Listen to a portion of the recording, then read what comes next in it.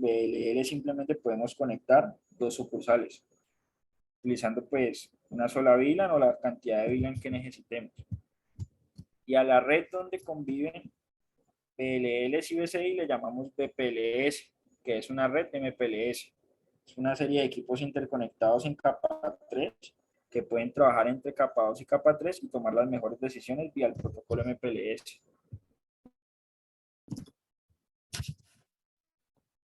Nosotros, pues, en su momento, al ver que este ISP tenía esta falla, que este ISP tenía problemas en su redundancia, tanto física como lógica, pues se propusieron una serie de requerimientos a cumplir. Entre ellos era obviamente aumentar la redundancia física con más enlaces de fibra óptica, utilizar recursos como el LACP para aumentar los anchos de banda de una interfaz física a una interfaz lógica, y con base a eso garantizar de manera física la capacidad necesaria para transportar todo ese tráfico que iba a viajar por ahí. De manera lógica, garantizábamos que el equipo interpretara todos estos tipos de conexiones, supiera qué son esas conexiones, supiera los diferentes costos de esas conexiones, pero no simplemente dentro de las conexiones que estaban directamente hacia él, sino sobre toda la red en general, y tomara las mejores decisiones para poder enviar los paquetes de manera correcta. Para esta solución pues se utilizaron unos equipos especiales, fueron unos Huawei 7706 en su momento, unos Huawei 12704, que son equipos Carrier Class, que pues aguantan todo este tipo de protocolos y de configuraciones, que su CPU también nos da lo que necesitamos, que me soportan IPv4 a IPv6, soportan OSPF, protocolos de enrutamiento dinámico, protocolos de enrutamiento estático, que pues nos garantizan que podamos trabajar de manera idónea. Utilizamos equipos como los Cisco 1001 y los Cisco 4331, que son equipos que incluso usa la Universidad Santiago de Cali en la parte de Internet, y que con ellos pues lo hacíamos la maqueta de manera real. Obviamente también se utilizó un simulador que era el especial de Huawei, para antes de pasar a la realidad todo este proyecto, pues primero se viera en un simulador, garantizáramos que funcionara, y de ahí en adelante pues sí pasáramos a la realidad, a la implementación.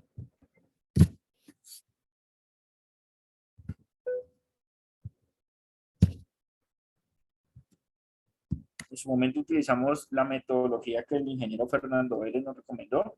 Era una parte de investigación donde adquirimos todos los conocimientos necesarios para poder implementar el proyecto, donde también vimos los requerimientos que necesitaba el ISP, una parte de planeación, donde verificamos toda la parte de las soluciones vía test, verificamos que cada equipo nos cumpliera con los requerimientos, esclarecimos bien lo que íbamos a realizar, y por último, la parte de desarrollo, donde realicé ya la simulación y la implementación del proyecto como tal.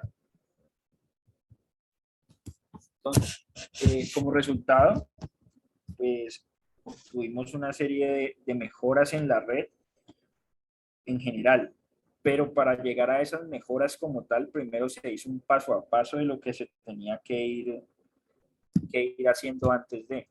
Por ejemplo, en esta lámina que tenemos aquí, era cómo el ISP manejaba sus conexiones de manera general antes. Entonces, si ellos, por ejemplo, querían conectar simplemente a una universidad a Internet, a esa universidad le asignaban una VLAN. En este caso, la VLAN era la VLAN 1024.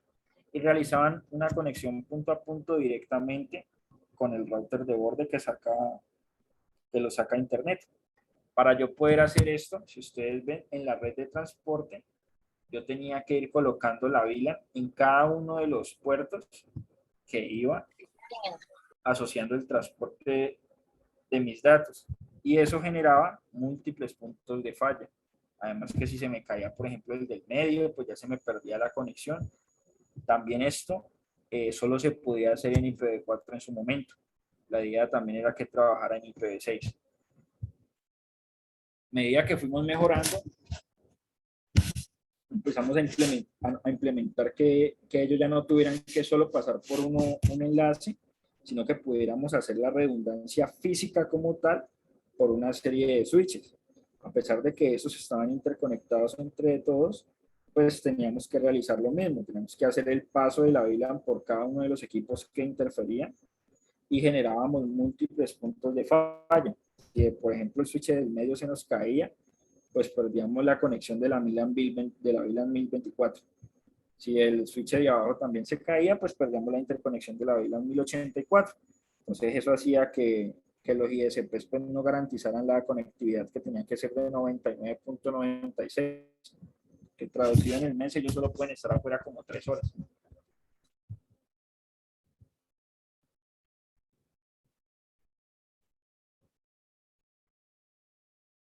Aquí teníamos un ejemplo adicional, pues ya que a pesar de que implementábamos diferentes soluciones físicas como tal y tratábamos de implementar diferentes soluciones lógicas, pues veíamos que siempre íbamos a tener los mismos puntos de falla, porque siempre si el switch del medio se nos caía, perdíamos la conexión de manera total. Igual, si se caía el de la izquierda o el de la derecha, también lo perdíamos. Entonces, a pesar de que tuviéramos múltiples conexiones de fibra óptica, siempre íbamos a tener el mismo resultado. Y también cabe resaltar que cada conexión de fibra óptica genera un peso en la CPU y pues empieza a afectar el rendimiento de los equipos. En este caso ya empecé a plantear la solución como tal. Ya se implementaron el protocolo LACP en esta parte de acá, que era donde empezamos a garantizar que esa fibra óptica, que esas dos fibras ópticas se convirtieran en una interfaz lógica con un mayor ancho de banda. Es decir, si por acá teníamos una interfaz de 10 gigabits y otra interfaz de 10 gigabits, estábamos trabajando con una interfaz de 20 gigabits, funcionando de manera lógica como una sola interfaz, que me iba a permitir pasar todo el tráfico de la información. Podíamos manejar la redundancia de esa manera hacia los mismos switches. Internamente, ya la red que me estaba recibiendo este servicio era una red MPLS, que si ustedes pueden apreciar aquí, tenía múltiples conexiones en fibra óptica, pero aparte de eso, cada equipo me maneja una loopback. Con la loopback, yo lo que genero es un OSPF para que todos se conozcan entre todos. Entonces, cuando este equipo va a mandar la señal a este equipo, por ejemplo, tiene este camino, tiene este camino y tiene este camino para poder llegar hasta ese equipo. ¿Qué hace esto? Que si por ejemplo se cae un equipo en el medio, podamos garantizar la llegada del mensaje a su destino.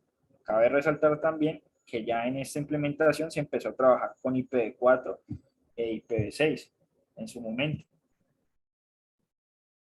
A medida que fuimos avanzando, pues nos fuimos dando cuenta de que obviamente hay unos puntos de falla que tienen que ser solucionados. Y llegamos a la topología del anillo. ¿Qué es el anillo? Esta es la solución que actualmente tiene la Santiago de manera interna en su, como les prestan el servicio de Internet de manera interna. Si ustedes pueden apreciar, tenemos unos routers de borde que son los que nos llevan a la salida de Internet. Es decir, que si se cae uno de los routers de borde, podemos aplicar por el otro router de borde y tenemos una red como tal que me garantiza de que el destino sí o sí va a llegar, de que el mensaje sí o sí va a llegar a su destino, independientemente de que se caigan los equipos del medio. Esta red es, obviamente en la vida real, esa red es mucho más robusta. Recordemos que los simuladores pues traen una limitación también por memoria RAM y por memoria del equipo como tal, pero con esa topología como tal se garantizó que no solo se pudiera interconectar los equipos a Internet, que también, por ejemplo, en el caso de la Santiago, se pudiera conectar a las sucursales que tienen Palmira, al centro jurídico que tienen el centro, por ejemplo, que esos centros jurídicos, si querían, podían comprar el Internet directamente y si no lo querían, podrían salir a Internet a través de la universidad en su sede principal. Esto pues se definía dependiendo de la necesidad de cada sitio como tal.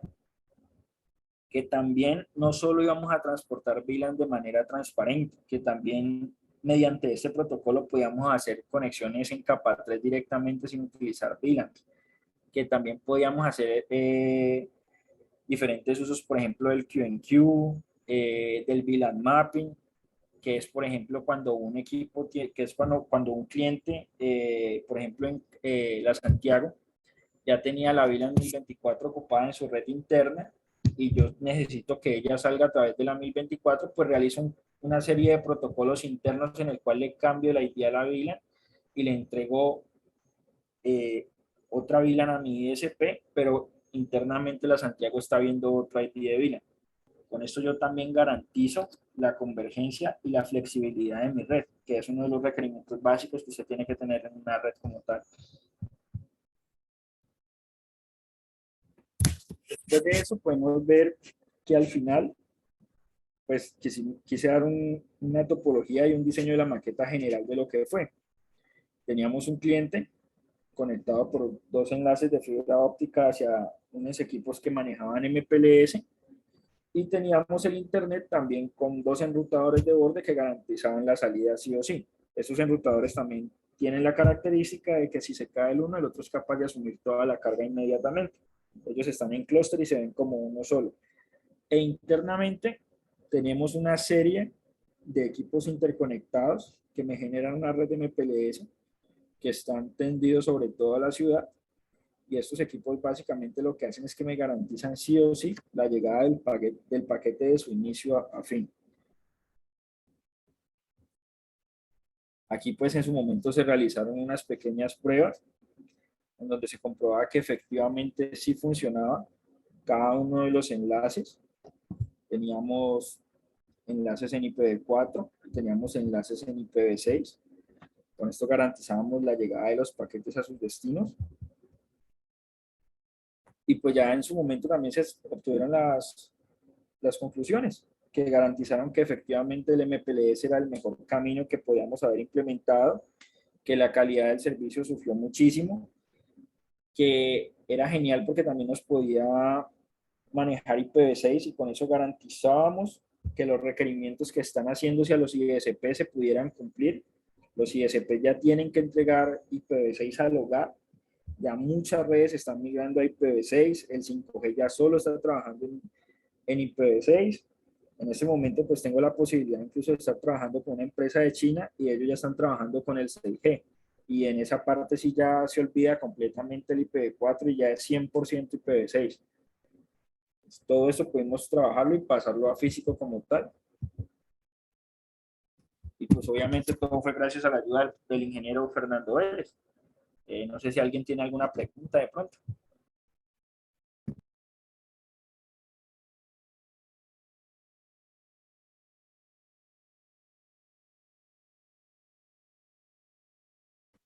Bueno, invitamos al público si tiene alguna pregunta, ya sea que lo haga por el chat Claro, o alguna pregunta. ahorita el micrófono. Sí, profe Fernando.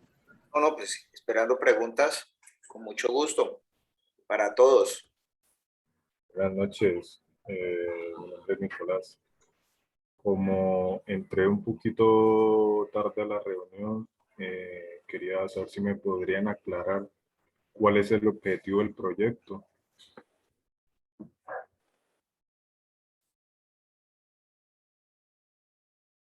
Bueno,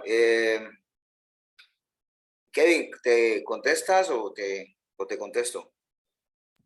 Qué pena, no alcancé a escuchar bien la pregunta. Es que estoy en un data center y a veces es molesto el ruido de aquí. ¿Podrían repetirme, por favor? Sí, claro, te repito, la pregunta es, ¿cuál es el objetivo del proyecto? El objetivo del proyecto como tal era garantizar que la red del transporte del ISP cumpliera con todos los requerimientos de convergencia, tanto en IPv4 como en IPv6, de manera física y lógica, para que los clientes tuvieran el nivel de redundancia deseado. Hay clientes que exigen casi un 100% de redundancia y de convergencia y de garantía del servicio como tal.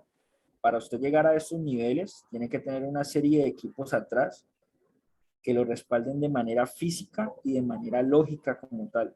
Y esto se realizó a través del MPLS. Vale, vale, gracias.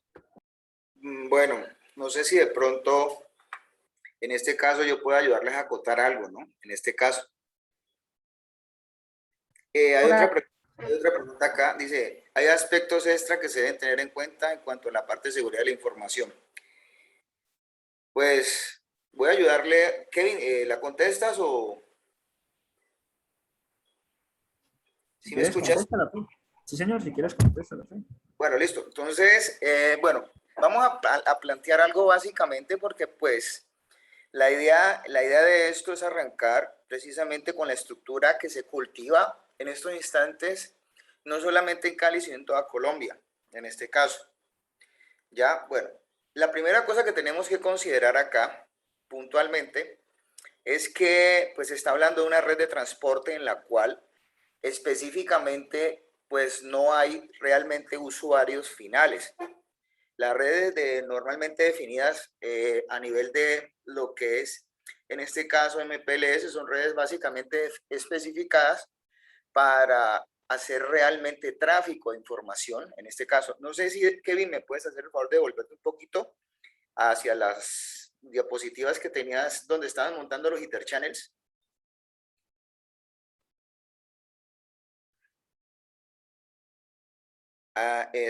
Exacto, ahí, listo. Entonces, ahí está bien. Pues ahí pueden aclarar ustedes básicamente cosas. En este caso, todo lo que ustedes ven allí son puntos nodales que en ese caso y en su momento, pues por la parte de disposición de la red, tiene un carrier.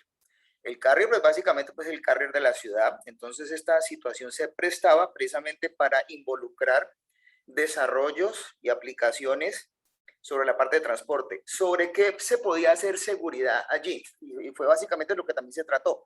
Fue sobre un concepto que se llama jardinización. La jardinización es el robustecimiento específico de lo que son los dispositivos, tanto a nivel de routing como a nivel de switching. Por ejemplo, Kevin, allá en el extremo izquierdo, en este caso, donde supuestamente, exactamente, ahí lo que se implementaron fue estructuras de Ether Channels, que es lo que básicamente nosotros hacemos convencionalmente para montar y elevar los anchos de banda a nivel de switching. Sobre esa parte se pudo, en este caso, confrontar que precisamente pues allí la seguridad está, digamos que determinada hacia switches. Pero, a ver, cuando estamos hablando de aplicaciones, normalmente ese tipo de cosas no están por allí, están es hacia los extremos. Entonces, ya ese tipo de situaciones, por ejemplo, si nosotros queremos controlar cosas específicas sobre usuarios y transportes de carga, pues ya sencillamente tendría que haberse instalado sobre la red dispositivos tipo DPI, que son Deep Packet Inspection, en este caso, para poder mejorar precisamente ese tipo de cosas. Pero obviamente eso es con las estructuras de autorización y hasta legales para poderlo hacer. Esto no se puede hacer así nomás. Obviamente este tipo de cosas que requirieron, pues, que tuviéramos un trabajo continuado. Es más, de hecho, allá se pudo dejar en este caso claro de que pues el trabajo de los estudiantes, pues que son bastante capaces, en este caso fueron Kevin y Natalia, para llevar a cabo esas situaciones, o sea, enfrentar estas situaciones y poderlas modelar. O sea, y no solamente modelar, sino tomarlos muy en cuenta en este caso cuando se desarrolló la misma topología. La seguridad sí se toca, pero desde el punto de vista de la jardinización, repito, porque pues obviamente la situación de involucrar pilas de seguridad sobre usuarios, en este caso está ya muy del lado de los end users, de los extremos usuarios, de los extremos finales.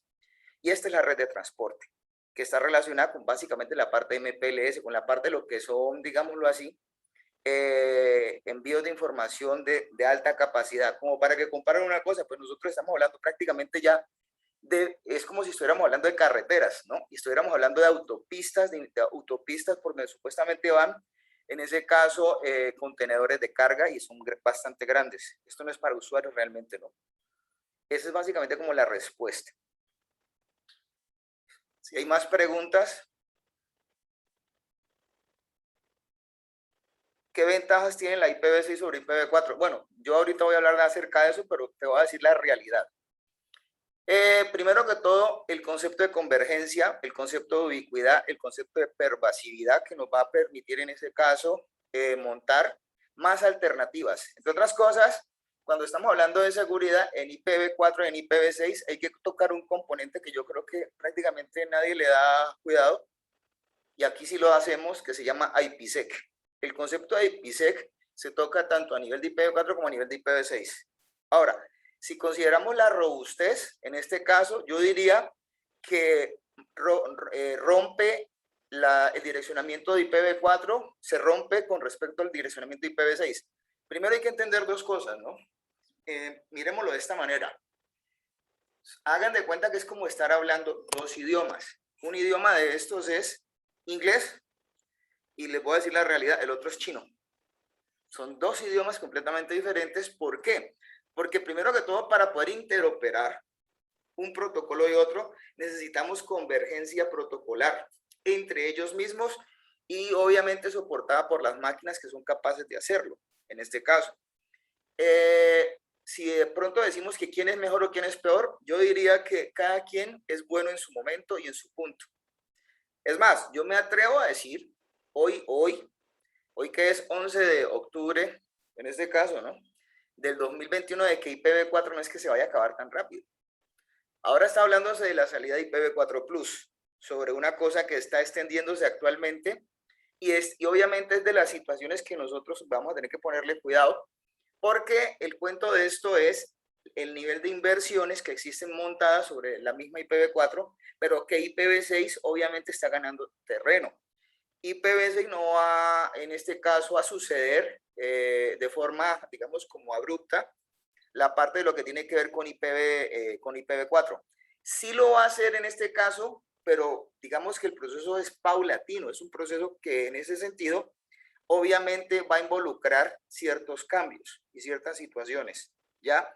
Y sobre todo una cosa que se llama el concepto de la adopción, el concepto de la escogencia de lo que se denomina el PIN. Eso está escrito por ahí en un libro que yo creo que alguna vez de pronto se pudo haber escrito, se llama IPv6, una realidad. PIN quiere decir en inglés place in the network, o sea, el lugar donde uno escoge por primera vez dónde arrancar a hacer lo que es el concepto de la migración, en este caso. Entonces, no es poder decirlo acá, pero pues no, yo no puedo decir si IPv6 es mejor que IPv4. Lo que sí tengo que mirar es mi costumbre y mi cultura de poder acceder a ambos protocolos indistintamente. Es como si yo, vuelvo y le repito, hablara dos lenguajes. Por acá hay otra pregunta, dice, quisiera saber en qué estado va la transición de IPv4 a IPv6 en Colombia, ¿qué empresas ya hicieron ese traslado?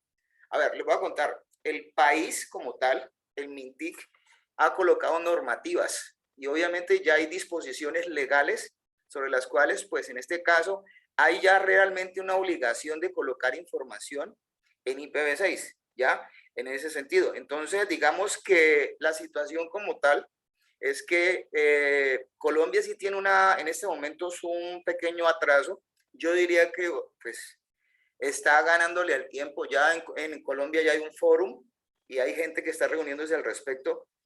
Y pues digamos que la situación ha sido, digamos que de crecimiento, pero no el que uno espera, ¿no? Desde ese punto de vista, porque todavía hay personas que todavía piensan que esto no es necesario. Es necesario ya tenerlo.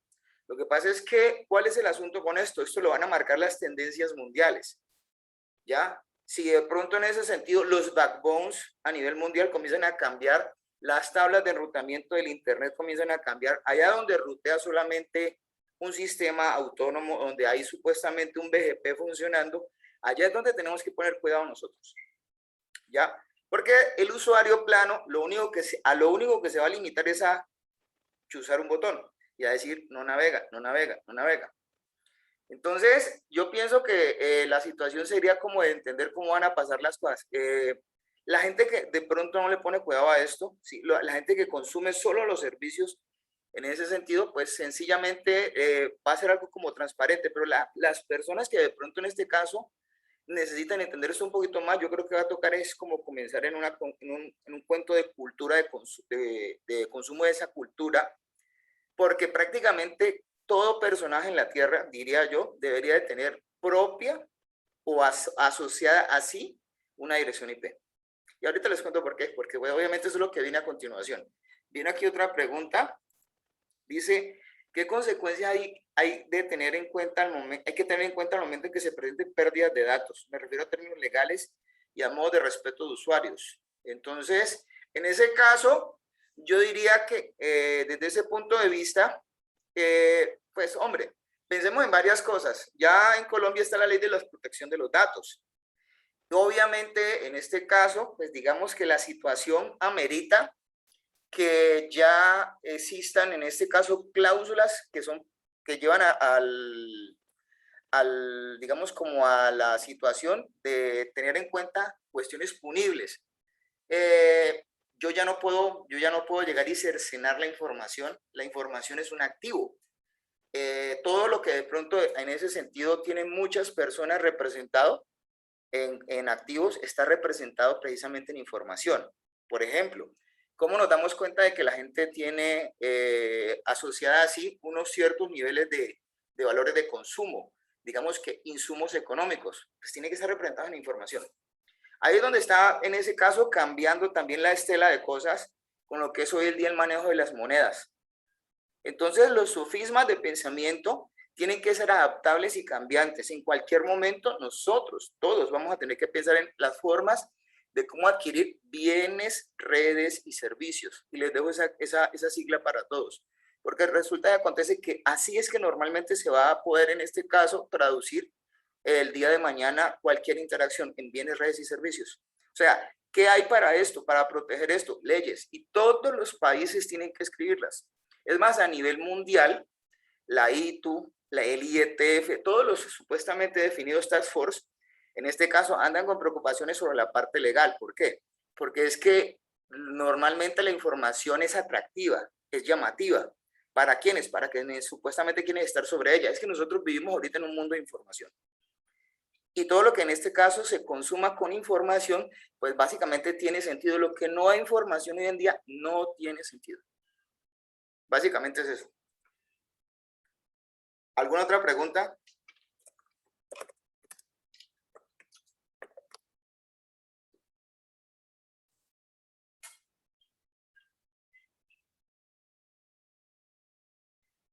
Si no hay más preguntas, pues entonces arrancamos con la otra.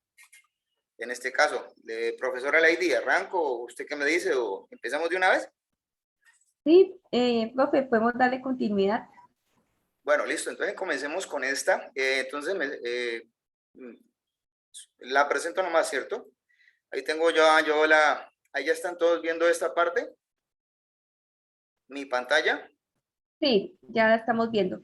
Bueno, entonces, esta parte de acá, pues obviamente ya tiene que ver con un poco más lo que es el Internet de las cosas y el concepto de la convergencia. O sea, ya aquí lo que vamos a revisar nosotros es el matrimonio que existe actualmente entre lo que es el Internet de las cosas y el IPv6. Pues vamos a hacer primero un paseíto pequeño, en este caso, con esta agenda, ¿cierto? De qué es el Internet de las cosas, cómo trabaja, el modelo de referencia, la situación que sucede con IPv6, cómo supuestamente está sucediendo esto asociado a lo que es la parte de seguridad y sobre todo los proyectos que enlazan ambas cosas. Entonces, y pues algunas propuestas en este caso. Entonces, digamos que la primera cosa es definir puntualmente qué sería el Internet de las cosas. Pues el Internet de las cosas, en este momento, para ustedes y para todos, es una idea de dispositivos conectados,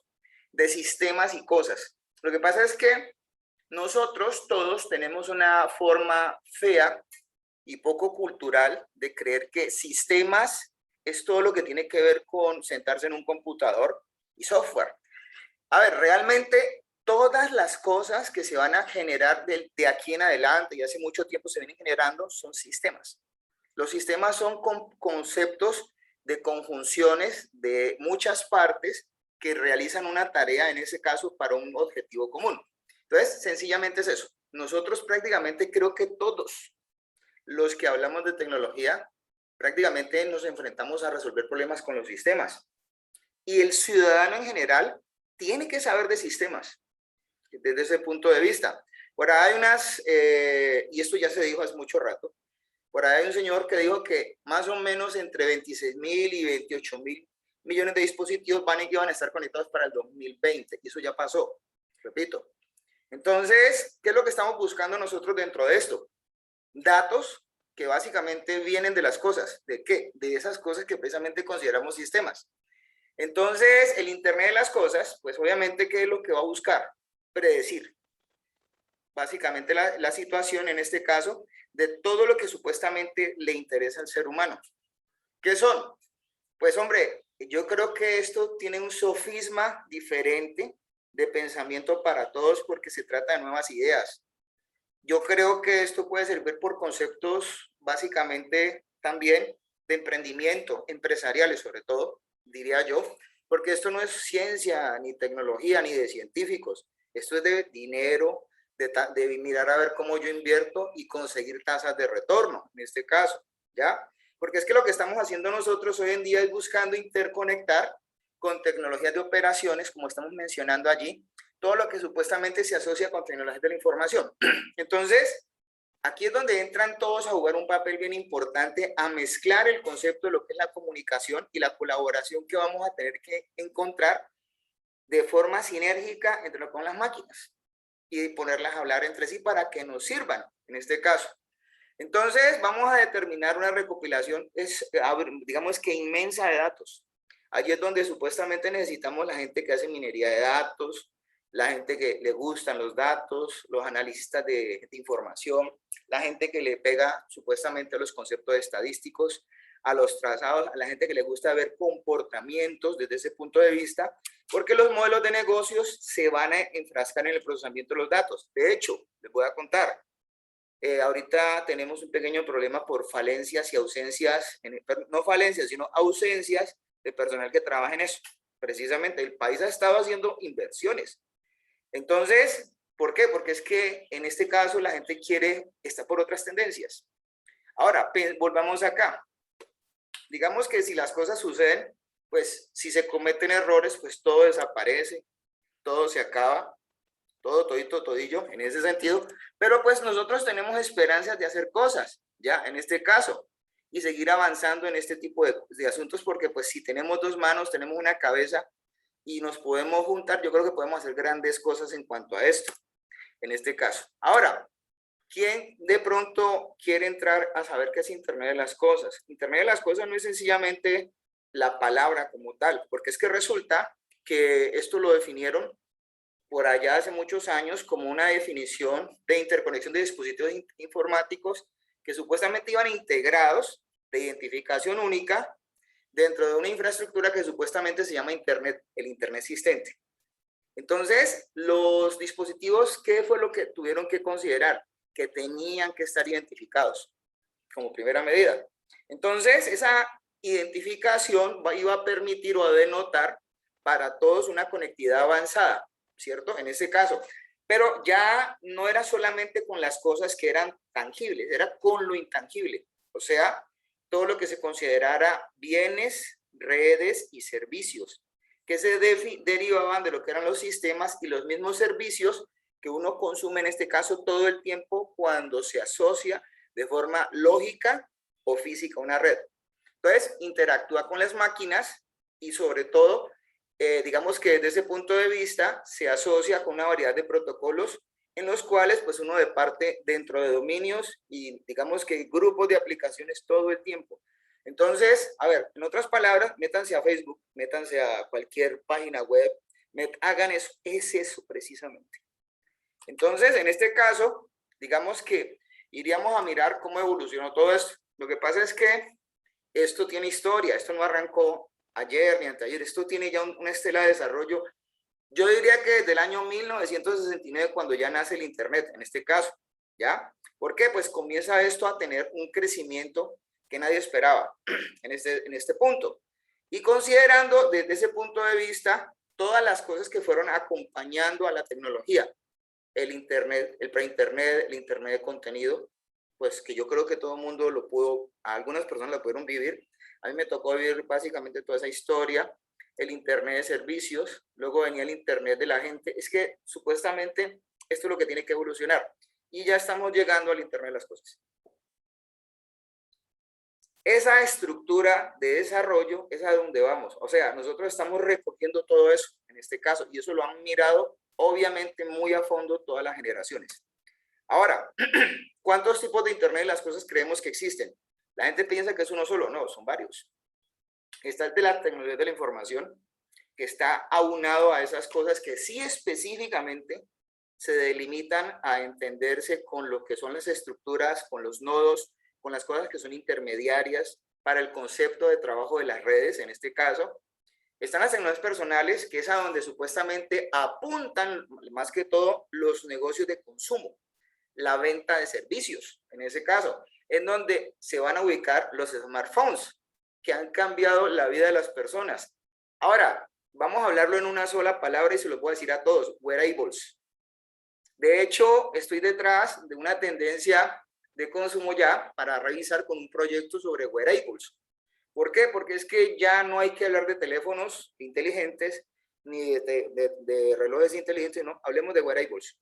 Y todo lo que a nivel de wearables se pueden identificar precisamente ante una red. También estaban las tecnologías operacionales, pero entonces aquí es donde ustedes de pronto también pueden buscar o revisar una estructura, digámoslo así, de nicho de negocios. ¿Por qué? Por ejemplo, aquí en los cuentos de la pandemia, ¿cierto? La gente pensaba que pues si se cerraban los negocios, pues se quebraban. Yo consideraría que ciertos negocios pudieran haber estado de pronto respondiendo mejor si pensaban que el hecho de vender bienes y servicios, en ese caso, sobre las redes, en este caso servicios sobre las redes, era supuestamente sacar productos y obviamente confiar en las estructuras de redes de logística.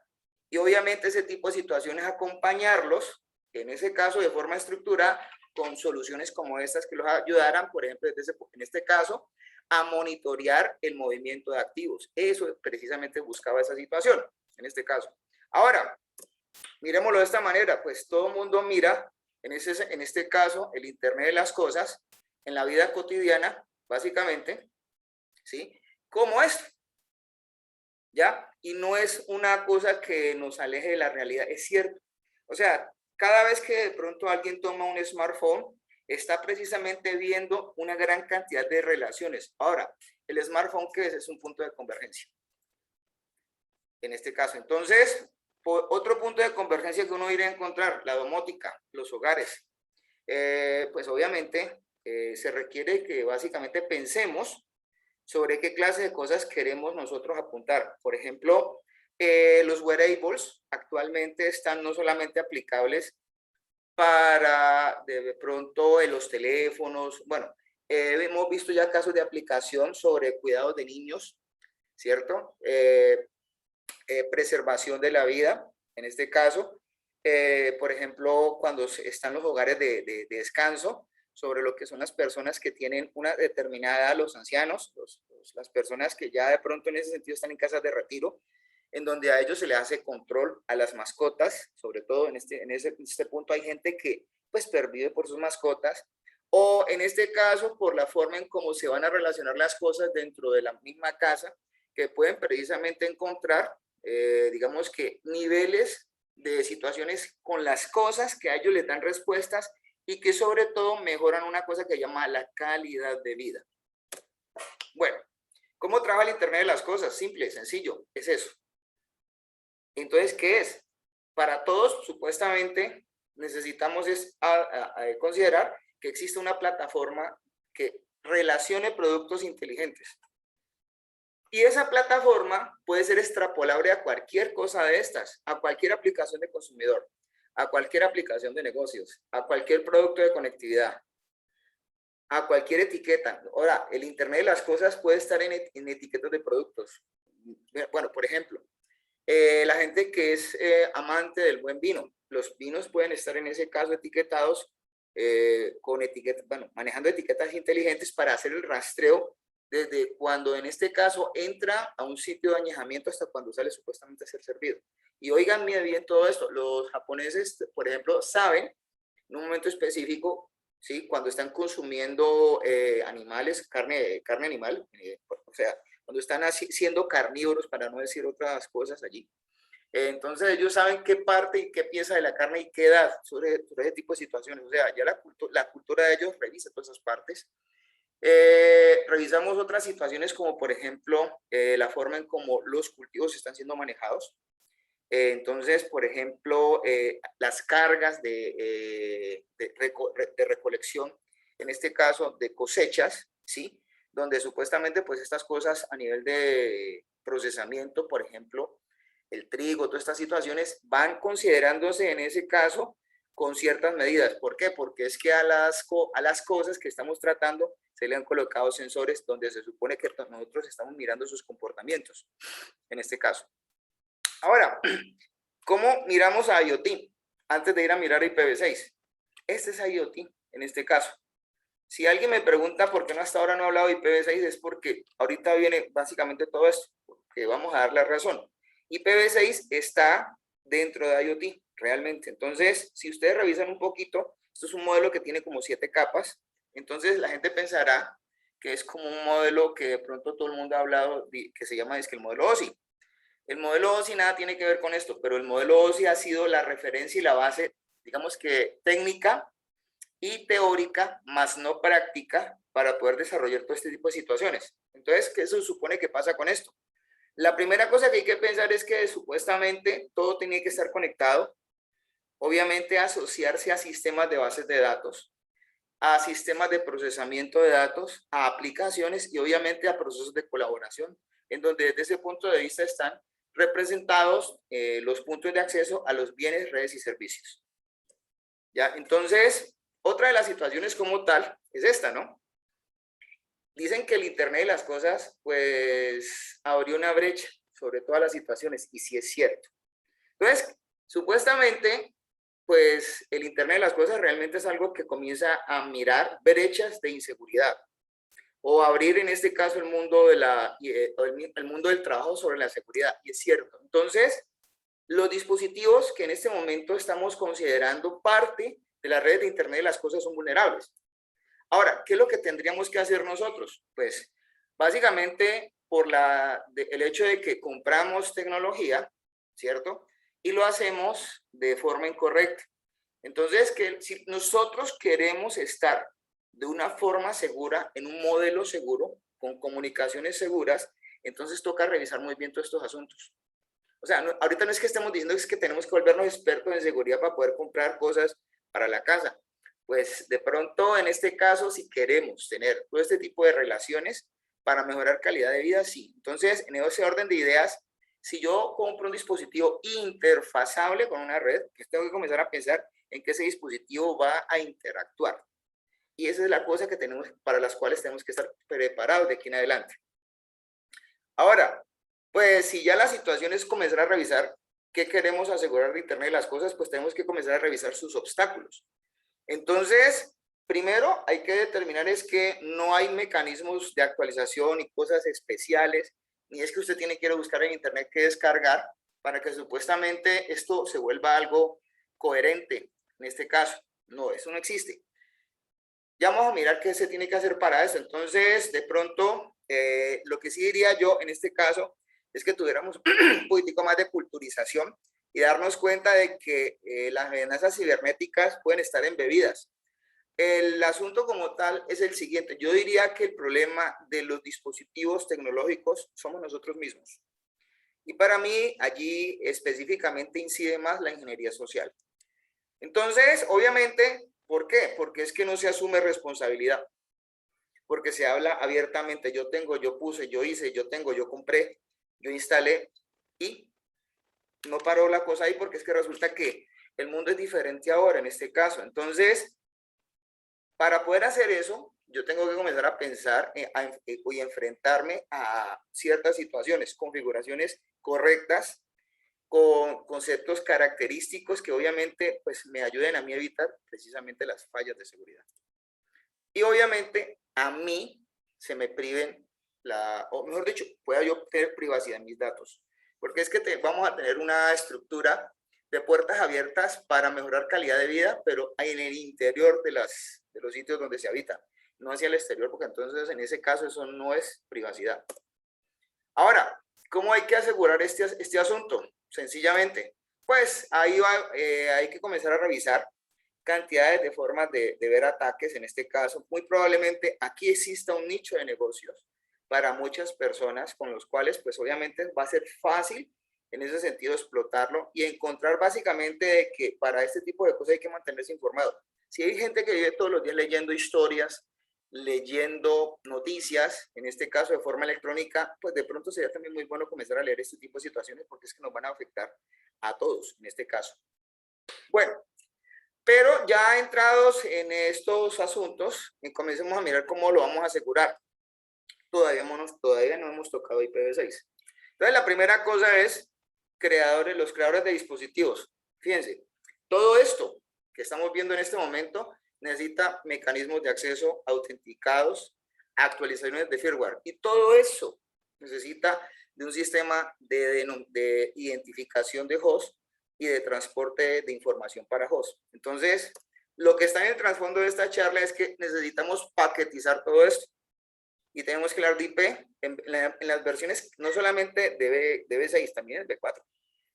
En este caso, las empresas, pues obviamente aplicar los debidos procesos de seguridad en el manejo de cifrar los datos, los proveedores de red. Por ejemplo, muy preocupados estamos, todo mundo en este caso, sobre el concepto de lo que es la jardinización. Entonces, y asociado a esto, pues obviamente los sistemas de PIs para poder identificar precisamente amenazas potenciales dentro de los esquemas de la información. Lo que pasa es que pues nosotros podemos transportar las cosas, la gente que está trabajando en la parte de telecomunicaciones, pero pues si no está la función de hacer el DPI, no pasa nada. Ahora, los proveedores de plataformas, por ejemplo, quienes venden servicios y quienes venden accesos, llámese el que sea, no coloquemos ejemplos, entonces tienen que estar velando precisamente por sus protocolos de acceso. Los proveedores de software de seguridad, pues en estos momentos en Colombia hay una buena, digamos que un buen trabajo de que están haciendo toda la gente que está llevando a cabo funciones y de pronto acciones para mitigar estas cosas.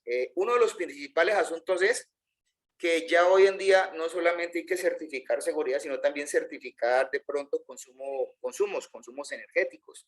Entonces, nosotros tenemos que velar por ese tipo de cosas y obviamente el consumo de la seguridad va a imponerse sobre todas estas cosas. Ahora, esto sí puede ser para las personas que de pronto están pensando en conceptos de inversiones sobre tecnología. Lo que tienen que pensar en este momento es en la normalización.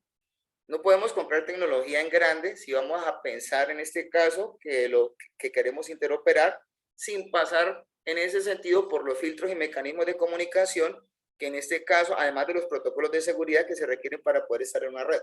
Nosotros tenemos que ir a comprar tecnología normalizada. Si no, entonces no estamos haciendo nada, estamos botando el dinero. Bueno, entonces aquí, por ejemplo, vamos a mostrarles a ustedes una categorización de ataques que está basado supuestamente según el modelo OSI. Por aquí tenemos en este caso un stack típico de protocolos aplicado a un sencillo sensor que se identifica bajo IPv4 o bajo IPv6 en una red. Pues obviamente lo primero que tenemos que entender nosotros es que esas cositas, que cualquier cosa está consumiendo energía hoy, potencia, pilas, lo que sea, en este caso, pues tiene un plano de gestión de eso. Tiene un plano de gestión de movilidad porque nosotros no estamos apuntando solo a las cosas que en este sentido pueden conectarse de forma fija, sino a todo aquello que se considera móvil y puede interactuar en modelos de red MANET, FANET y VANET, que son otras cosas hacia donde convergen todas estas situaciones. Y obviamente está el plano de gestión de funciones. Entonces, ese plano de gestión de funciones obviamente comienza a mostrar que se pueden incidir en la etapa de aplicación. Entonces, allí, por ejemplo, se pueden inyectar mensajes distorsionados, agregación de datos distorsionados. En la parte de transporte, pues lo que normalmente se hace con ataques, que es inundar y desincronizar las redes a nivel de lo que son protocolos mismos de transporte. En la capa de red, pues digamos que considerar el robarse la información de routing, falsificarla, alterarla, reproducirla. Bueno, existen muchos modelos de ataque en este caso. En la parte de enlace de datos, la primera cosa es que no hay que dejarse usurpar el reconocimiento, los conceptos de reconocimiento físico.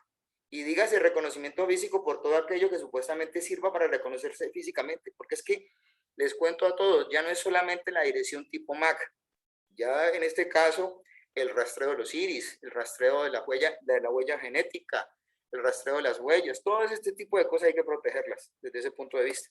¿Por qué? Porque es que allá es donde vamos supuestamente a considerar los modelos más altos de seguridad y son los que supuestamente van a costar mucho más dinero. Y la capa física, pues obviamente allá es donde están incidiendo, vuelvo y repito, los planos allí están incidiendo directamente los planos de conectividad. Entonces, digamos que en este caso, si alguien pensaría en hacer jardinización para la parte de redes, en este caso, entonces estaría en las 3 primeras capas. Entonces, aquí estamos viendo básicamente como un pseudo modelo aplicado de una cosa que se llama TCP/IP. Bueno, entonces, la persona que va a aplicar todas estas cosas, ¿cierto? Pues entonces le toca considerar que hay que evaluar y hay que autenticar, pero las comunicaciones en este momento a nivel de modelo extremo a extremo. En estos momentos podemos decir, digamos con buen lujo de detalles, que el protocolo que maneja comunicaciones extremo a extremo en este instante es IPv6. IPv4 no lo hace. Entonces, IPv6, si está relacionando Internet y las cosas, es el más idóneo. O sea, ¿por qué? Porque básicamente pues, les permite tener conectividad extremo a extremo. Entonces, permite hacer demasiadas cosas. Hay que, obviamente, otra de las cosas es asegurar los datos de usuario que se comparten entre los dispositivos finales. Primera cosa, o sea, eso es digamos que la integridad de la información, ¿sí? Los datos personajes, la regulación, sobre todo este tipo de situaciones, pues ya este cuento se ha vuelto una cuestión de legislación local de privacidad para todos los entornos y contextos sociales y nacionales. Y pues sencillamente tener en cuenta que las plataformas de consumo tienen que, pues si uno se va a meter a una plataforma para consumir servicios y soportar allí ese Internet de las cosas, pues que eso esté basado sobre todo en medidas y en formatos de manejo de seguridad y de gestión de seguridad, que inmediatamente pase algo anómalo, pues lo pueden identificar, pero no en ese caso que eso uno entró y uno no supo qué pasó, en este caso. Y obviamente tener un enfoque holístico de seguridad en el nivel de red, que es lo más importante, ¿no? Porque pues todas estas cosas son para el cuento de las redes, en este caso. Ahora, si entramos en el detalle entonces de definir quién es o qué es IPv6 para IoT. Entonces revisemos un poquito. La primera cosa es que pues esto es un sofisma diferente. Vuelvo y repito, no es lo mismo IPv4 que IPv6, no es una continuación. Yo esta lámina la encontré con el ministerio en este caso. Entonces, allí pueden encontrar de pronto un poco más este tipo de cosas. Entonces, digamos que ya la situación es de denominación diferente. Creo que cada vez que hay, y la gente no se da cuenta, un cambio en estas cosas, se suceden situaciones de desinformación. Hace poquito, por ejemplo, cambiaron los números de identificación de zonas en Colombia. Y mucha gente quedó desconectada. Yo pensaría que para cuando este tipo de cosas van a entrar mucho más en detalle, pues en ese sentido tocará saber en ese caso a dónde apuntar. Lo que pasa es que en este momento a nosotros nos ayudan para poder apuntar a los dispositivos y a los recursos que hay sobre sistemas, bienes y servicios, redes, bienes y servicios, una cosa que se llaman los DNS, que son los sistemas de nombres de dominio que nos ayudan a traducir esto, porque no pensamos en eso, en este caso. Ahora, ¿qué diferencia hay entre ambos protocolos? Pues comencemos a mirar uno por uno. La primera cosa es que pues, la estructura es muy diferente toda. Yo puedo portar de IPv4 a IPv6, pero yo no puedo portar de IPv6 a IPv4 en la misma situación. ¿Por qué? Porque yo, por ejemplo, yo puedo construir un campo de red en IPv6, en este caso, y un campo de host con la dirección de IPv4. Así de sencillo. El nivel de profundidad de diseño y de subneteado y todas estas cosas, pues es muchísimo más grande, ¿ya? Porque pues obviamente nada más el mero campo de host, cuando en este caso estamos hablando de un simple prefijo 64 para IPv6, pues el mero campo de host puede albergar más o menos 2 veces, si lo miramos de esa manera, en este caso, aunque pues eso no es una buena aserción, guarda 2 veces lo que vale una dirección de IPv4. Entonces, por ejemplo, alguien me preguntaba a mí cuántas direcciones IP necesitamos para darle de pronto una dirección a cada persona en Colombia. Yo diría que con un prefijo 96, con un prefijo 80, con un prefijo 64 es muy grande, una sola dirección. Con un prefijo 48 es demasiado extenso. Entonces, lo que pasa es que hay muchas cosas que hay que decir acerca de esto. Bueno, sobre la calidad en el servicio. Pues, bueno, lo que pasa es que el sistema de calidad en el servicio ya viene de ipso facto en IPv6. De hecho, el manejo de los cabeceros es más extenso. Y en IPv4 es un poco más, mejor dicho, ahí hay que trabajar un poco más. Porque es que era lo que yo le decía a las personas. Si usted quiere montar calidad en el servicio, esto no es un botón. Esto es una construcción de varias cosas, en este caso, para que eso se considere un sistema de calidad en el servicio. Ahora, la seguridad, pues digamos que dicen que en IPv4 es opcional, pero es que ahí está IPsec, no es opcional. Yo si quiero lo pongo. Lo que pasa es que, y en IPv6 pasa exactamente lo mismo. No es que en este caso IPsec ya está metido dentro de IPv6. Toca hacer lo mismo, tanto en IPv4 como en IPv6. Si yo quiero, pues dejo todo sin IPsec. ¿Qué es IPsec? Es el protocolo de seguridad de IP, que es el protocolo de alta convergencia. Por eso se llama hoy, lo de hoy, convergencia, porque es que todo el mundo converge en el mismo asunto, en paquetizar las cosas. ¿Quién nos ha paquetizado a todos? IP. Sencillamente eso. Ya, entonces miremos los modelos de trabajo, de direcciones. Pues en ambos protocolos está Unicast. Pero déjenme decirles que en ambos también está Multicast. Pero voy a mencionar lo siguiente. En este caso, la diferencia por ese tipo de modos de direccionar y de referirse a entre IPv4 y IPv6 está en que en IPv4 hay una cosa que se llama Broadcast y en IPv6 se llama Anycast. Se dice que IPv6 no tiene Broadcast. Pues yo digo que sí. Y puedo de pronto pues tener ese... Sí tiene un broadcast, pero tiene un broadcast inteligente. Y eso lo maneja el multicast de IPv6. O sea, lo que pasa es que el broadcast de IPv4, eso es, mande para todo el mundo. Y lléguele a todo el mundo. Así de sencillo. Al que le llegó, le llegó. Y al que le llegó y no le gustó, pues también le llegó. En IPv4 se llama, en IPv6 se llama multicast. Y es mucho más inteligente, mucho más efectivo. ¿Qué es lo que sucede con IPv6? Pues hombre, pues se consumen menos procesos, hay menos sobrecarga, por eso es que es mejor. El Anycast, en ese orden de ideas, es un proceso un poquito más diferente de lo que uno espera para poder direccionar hacia grupos de host. En este caso, ¿ya? Entonces es un servicio mucho más especializado. No es que el broadcast de IPv4 se llame en IPv6, en ese caso Anycast. ¿Ya? No. Así no es la cosa. Entonces, es más o menos, en ese caso, un poco diferente la forma en como uno piensa en cuanto a esto. Y les repito que eso es cultura. Ahora, dicen que las direcciones de IPv4 la consideran una arquitectura plana. Eso es mentira. Porque tanto IPv4 como IPv6 son arquitecturas jerárquicas.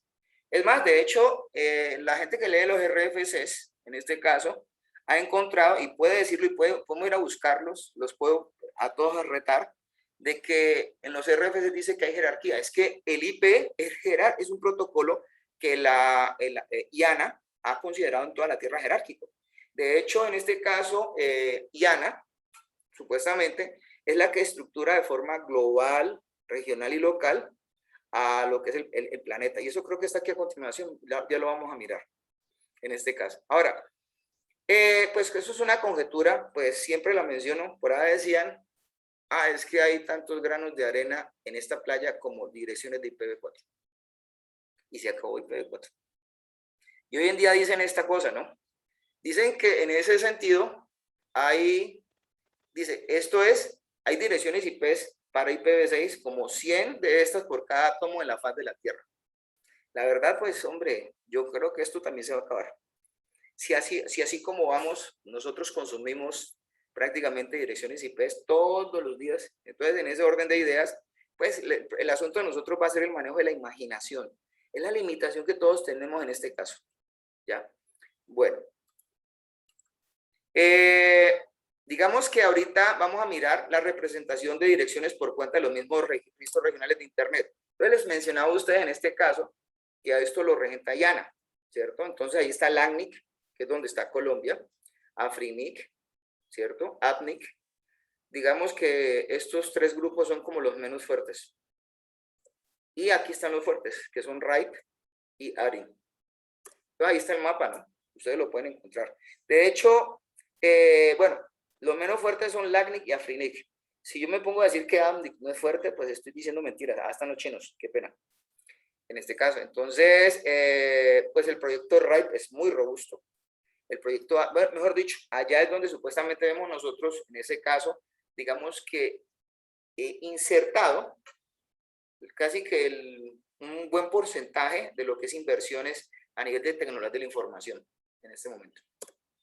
Bueno, ¿cómo se distribuyen esos recursos? Pues, ¿qué hace IANA? IANA se entrega a los RIRS, como acabamos de ver.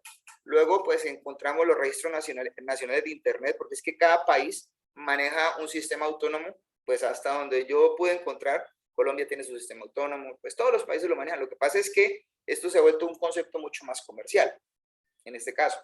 Luego estarían los registros locales de Internet, en ese sentido, y los ISPs. Lo que se considera realmente un ISP, en este caso. Y después estarían los usuarios finales, que los usuarios finales pueden ser ISPs que se cuelgan de ISPs o del IRS. O específicamente si usuarios finales, es como hablar de la cadena de consumo alimenticio. Entonces es como una cadena de consumo, ¿ya? En este caso. Bueno, ahorita sí revisemos la importancia que hay cruzada entre ambos y revisemos cómo arranca esto. Primero que todo, pues, esto va a denotar para todo el mundo transparencia. Pues obviamente, pues es que la idea es que nadie sienta diferencias significativas, en este caso, ni entre IPv4, ni IPv6, ni la mezcla de esto con Internet de las cosas. Digamos que el asunto como tal empieza a tomar madurez, ¿cierto? En este orden de ideas, porque el asunto también sería garantizar la presencia de estos dos protocolos, aprovechar todas esas buenas prácticas que se han tenido en IPv4 para extenderlas a IPv6. Hoy, por ejemplo, vimos una excelente práctica de esas, en ese sentido, por estos muchachos, que gracias a Dios, pues, toman bien estos conceptos y a los cuales yo felicito de antemano también. Y obviamente ese tipo de situaciones permiten crear el caldo de cultivo y obviamente el escenario de consumo especial para todo esto, porque imagínense que ya hay una empresa, un carrier, puede comenzar a descargar su necesidad imperiosa de tener que trabajar con un protocolo, en este caso. Ahora, pues ahí estamos dando estadísticas de que ya han pasado en ese orden de ideas y dándonos cuenta en ese sentido de que pues la situación es que nosotros vamos a superar de una forma, digamos que igual como la supuestamente se vivió con Internet, el crecimiento de estas cosas. ¿Ya? Entonces, digamos que la evolución de Internet en este momento, ¿sí?, está por cuenta de qué clase de situaciones. El hardware económico y sobre todo potente. IPv6. La conexión económica, conexiones económicas de alta velocidad. O sea, bienvenido sea todo eso que nos sirve a nosotros para andar más rápido. Y obviamente el manejo de la información. ¿De cuenta de quiénes? Pues de los señores Big Data, del Cloud, del Fog, del Machine Learning y de lo que se maneja con los Bitcoins, toda esta cosa. Bueno, el hecho es que esto está todo mezclado en ese sentido y todo eso está representado ahí. ¿Quién es el protocolo que le va a colocar de pie y mano a todo esto? IP. Miremoslo de esa manera, en este caso. Ahora, el futuro de IoT, ¿cuál es? Con IPv6 ahí inmerso. Pues nosotros estamos viendo en estos momenticos que ya hay cálculos dichos que por el 2022 habrá 28 veces más cosas conectadas que personas. Imagínense pues. Entonces, obviamente hay 14.000 millones de dispositivos que están buscando conectarse a Internet, ¿cierto? Entonces, cada vez lo que va a estar sucediendo es que nosotros podemos aumentar y representar, en este caso, ingresos, pero porque básicamente nos vamos a encontrar en una estela de cosas que nos permiten en ese sentido mirar posibilidades de tener otras alternativas en la interoperación social, que obviamente uno de los principales problemas de nosotros son ¿cuáles? Las pandemias, y nos acabamos de dar cuenta. Entonces, nosotros tenemos que prepararnos para esas situaciones, precisamente, y IoT es una de esas, digamos que, capsulitas que nos permiten ayudarnos. Por ejemplo, miren ustedes acá, las unidades instaladas con base, en este caso, por años que habían estado dándose en ese sentido, desde el año 2013 hasta el 2020, ¿sí? Entonces, por ejemplo, la electrónica de consumo montada en los automotores, los negocios genéricos, los negocios verticales, Esto fue una estadística que sacó Gartner en el año 2014. Y créanme que las expectativas todas se vencieron ya, en este caso. Ahora, ¿quién es IPv6? Y ya, bueno, ya dijimos quién es, ¿por qué tengo que usar IPv6? Sencillamente porque es que la primera cosa es que ya no hay nada más de lo otro, es solo cuestión de tiempo ya. Finalmente es la escalabilidad, la solución que le coloca al sistema extremo a extremo con las barreras NAT, en este caso, por lo que obviamente él entrega de por sí un esquema un poco más amplio de seguridad, la disponibilidad de los stacks livianos de configuración, porque en ese sentido es un poquito más liviano lo que se hace con IPv6, la extensión a Internet, ¿sí? Permitida en ese caso de Internet IoT, es precisamente lo mejor que se puede pasar, el mejor y una de las mejores situaciones que acá se pone es la movilidad. Además, el hecho de que, pues, hombre, dice la gente, bueno, ¿yo cómo hago si yo no sé nada de IPv6? Sí sabe, tranquilo. Viva no más que esto solito se autoconfigura. Entonces, de eso no hay que preocuparse realmente en este caso, pero sí darnos cuenta de que en ese sentido tengo que tener la interacción y ser completamente compatible, si no yo no tengo nada en este caso. ¿Cuáles son los componentes de esa arquitectura de IoT en IPv6? Por ejemplo, aquí tienen ustedes una plataforma. Todo eso que ustedes están viendo allí en este caso es una aplicación cualquiera, en donde se supone que aquí, en esta parte azul, podríamos ver los protocolos de red. Aquí tenemos el objeto conectado, la red supuestamente, la plataforma de IoT y la aplicación. Entonces, en ese sentido, los desarrolladores de aplicaciones móviles pueden tomar este modelo. Y obviamente, en este caso, revisar con las redes WSN, que son las redes de sensores, cómo interconectarlas. Y usar un concepto cruzado de protocolos de seguridad. Entonces, podemos usar el esquema de interconexión de IoT sin el protocolo IP. Bueno, pero si es que sin el protocolo IP vamos a tener un problema. Tenemos redes aisladas. Porque es que van a existir los protocolos montables y usables específicamente para trabajar con esto y pues tener información local. Pero bueno, eso es como cuando uno dice, voy a comprar un computador pero no tiene tarjeta de red. Entonces compramos una máquina de escribir. Precisamente, ¿ya? Pero entonces ya cuando montamos el cuento de IP, ya la cosa cambia. ¿Por qué? Porque es que supuestamente yo ya tengo la posibilidad de disponer de un mecanismo medio en este caso para poder denominarme primero, porque es que una de las necesidades imperiosas que van a existir en el mundo actual es que yo me denomine como objeto. Tú eres objeto, todos somos objetos y todos nos vamos a llamar con algún nombre que alguien o algo o nosotros mismos busquemos denominarnos en este caso. Entonces, ¿cómo vamos a trabajar e interactuar? Es que tenemos tecnologías celulares, 2G, 3G, 4G, 5G, 6G, porque ya viene 6G. Está Wi-Fi, Li-Fi, Ethernet, que es lo convencional. Y pues podemos nosotros asociar cualquier otra cosa que se pueda conectar con IPv4 o IPv6 que permita hacer, en ese caso, un punto de interfazamiento como pasarela. Y entonces ahí pueden entrar cualquier clase de objetos. Y entonces, ¿qué vamos a hacer nosotros? Pues ya, sencillo, métase a la plataforma de IoT, allá está el MQTT, el HTTP, bueno, todos estos protocolos que supuestamente nos van a permitir nosotros ver aplicaciones.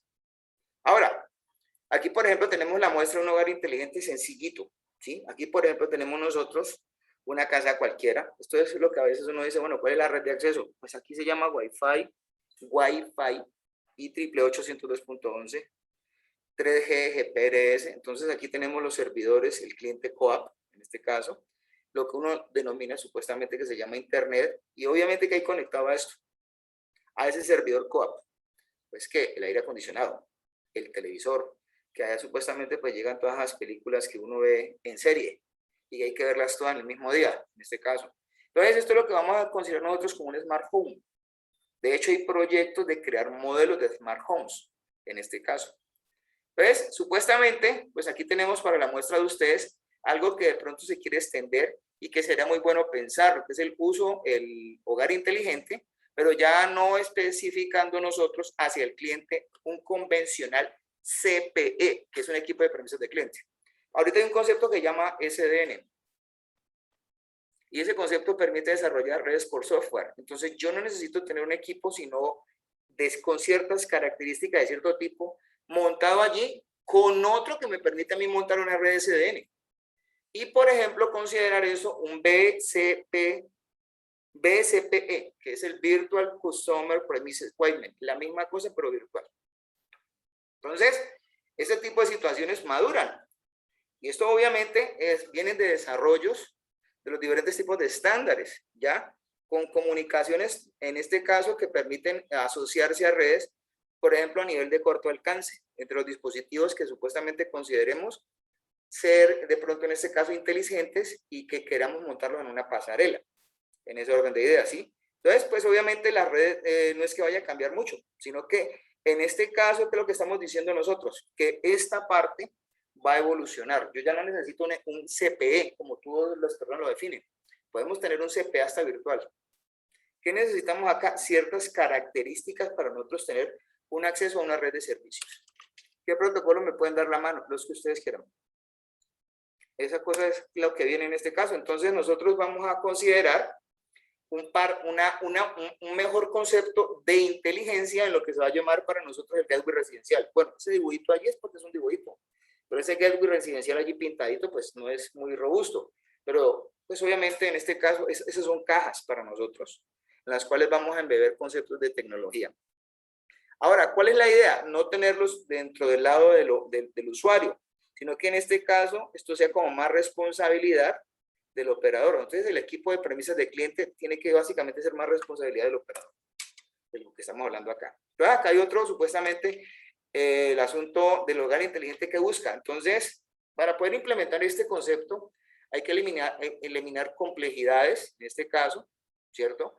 Desplegar, por ejemplo, en ese sentido, diferentes tipos de cosas que puedan soportar objetos dentro de una casa. Simplificar sencillamente los diseños, esto no tiene que ser nada complejo. Y el despliegue de la red matching to matching, M2M, en este caso, pues que sencillamente con el solo hecho de pensar de que esto está presente, tengamos una abstracción de qué es lo que podemos conectar. Y ser, obviamente, conceptos escalables, actualizables, y que pues permitan vivir al ritmo de la vida, ¿no? En este caso, porque pues, no, es que yo ya quiero otra versión de otra situación, cómprela. Porque básicamente es eso. Ahora, ya teniendo en cuenta esa parte, pues miremos en este caso sobre proyectos de Internet de las Cosas de IPv6. ¿Qué necesitamos hacer nosotros para poder explotar estos nichos de negocio? Miren el potencial que tiene IPv6. Es que no es algo simple, no es mucho más complejo, mucho más grande. Entonces nosotros estamos hablando de arquitecturas que están orientadas, que convencionalmente son para conceptos escalables. Yo no puedo superar esa situación si no uso cosas escalables. ¿Quién es escalable? IPv6. Obviamente, en este caso, tener formas innovadoras de interacción, como cuáles. Yo puedo considerar escoger cosas que sean multiprotocolares. El hecho de que yo vaya y consiga en un centro de consumo, de electrónica de consumo, una caja en donde viene algo, yo tengo que ir a revisar las etiquetas de la caja.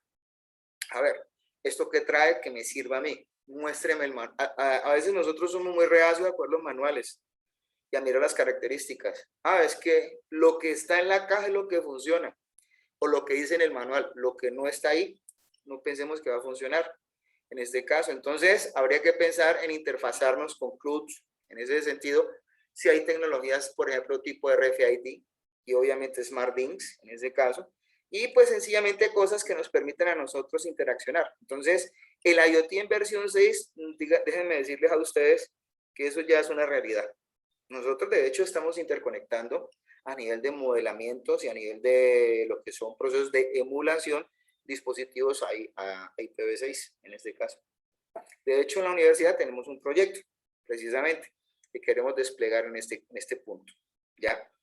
Bueno, aquí tenemos ejemplos. Por ejemplo, para la muestra un botón, estos son testbeds. O sea, la idea como tal es que la gente entienda sobre los testbeds, en este caso, ¿sí? Excelente que uno pudiera coger un campus de estos y uno pudiera mirar las aulas, los espacios de oficina, los vestíbulos, los cuartos de aseo, las áreas técnicas, los centros de datos. Todo eso allí podemos nosotros notarlos con sensores y mirar a ver qué información produce todo esto, en este caso. ¿Con qué necesidad? Por ejemplo, yo quiero vigilar consumos energéticos, yo quiero vigilar humedades, yo quiero vigilar presencia, Yo quiero hacer todo lo que supuestamente sea importante para una organización, para producción en este caso. Entonces, digamos que un proyecto de Internet de las Cosas IPv6 en ese sentido, para una Smart Office, por ejemplo, sencillo, es algo chévere. ¿Por qué? Porque es que esto va a considerar productividad, una alta productividad. Entonces, a una oficina se va sencillamente a ser productivo en este caso, de la realidad.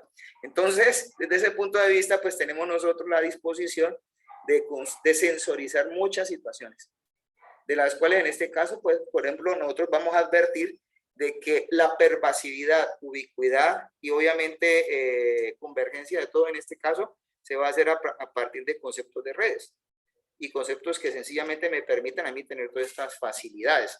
Entonces, ese proyecto IPv6 en ese caso, sí, pues extensible a un hogar en este caso, ¿no? Pues yo, ¿qué tengo que pensar? Si vamos para la casa, entonces yo diría que las redes de sensores soportadas en IPv6 en ese sentido, pues digamos que daría mucho la mano. Ahora, hay que pensar en la posibilidad de construir desde ahora casas que sí lo sean inteligentes y volver inteligentes las que sí son. Entonces, digamos que desde ese punto de vista, el monitoreo de ciertos dispositivos va a ser bien importante, ¿ya? Para que básicamente pues el ser humano se sienta muchísimo mejor y no pasen situaciones como esa, ¿no? Bueno, los edificios o las construcciones de los edificios inteligentes, pues en este momento yo creo que un buen nicho de negocio sería convertir esas construcciones actuales en entornos inteligentes, usando IPv6 como integrador, como eje de interconexión, pero ¿para quién? Para Internet de las Cosas. Esa sería una gran alternativa, ¿no? Y obviamente, pues para los que existen y para los que todavía no existen, pues comenzar a disparar proyectos, en este caso, para que, entre otras cosas, esto estamos hablando de solamente localizado, pero imagínense que hay un concepto que de ahí en adelante se va a llamar Smart City. Entonces, si alguien me va a decir a mí, bueno, ¿y qué vamos a hacer allá? Entonces, yo lo que voy a hacer en la Smart City es integrar todo. Y todo lo que supuestamente está botándose por la parte específica de Internet de las Cosas.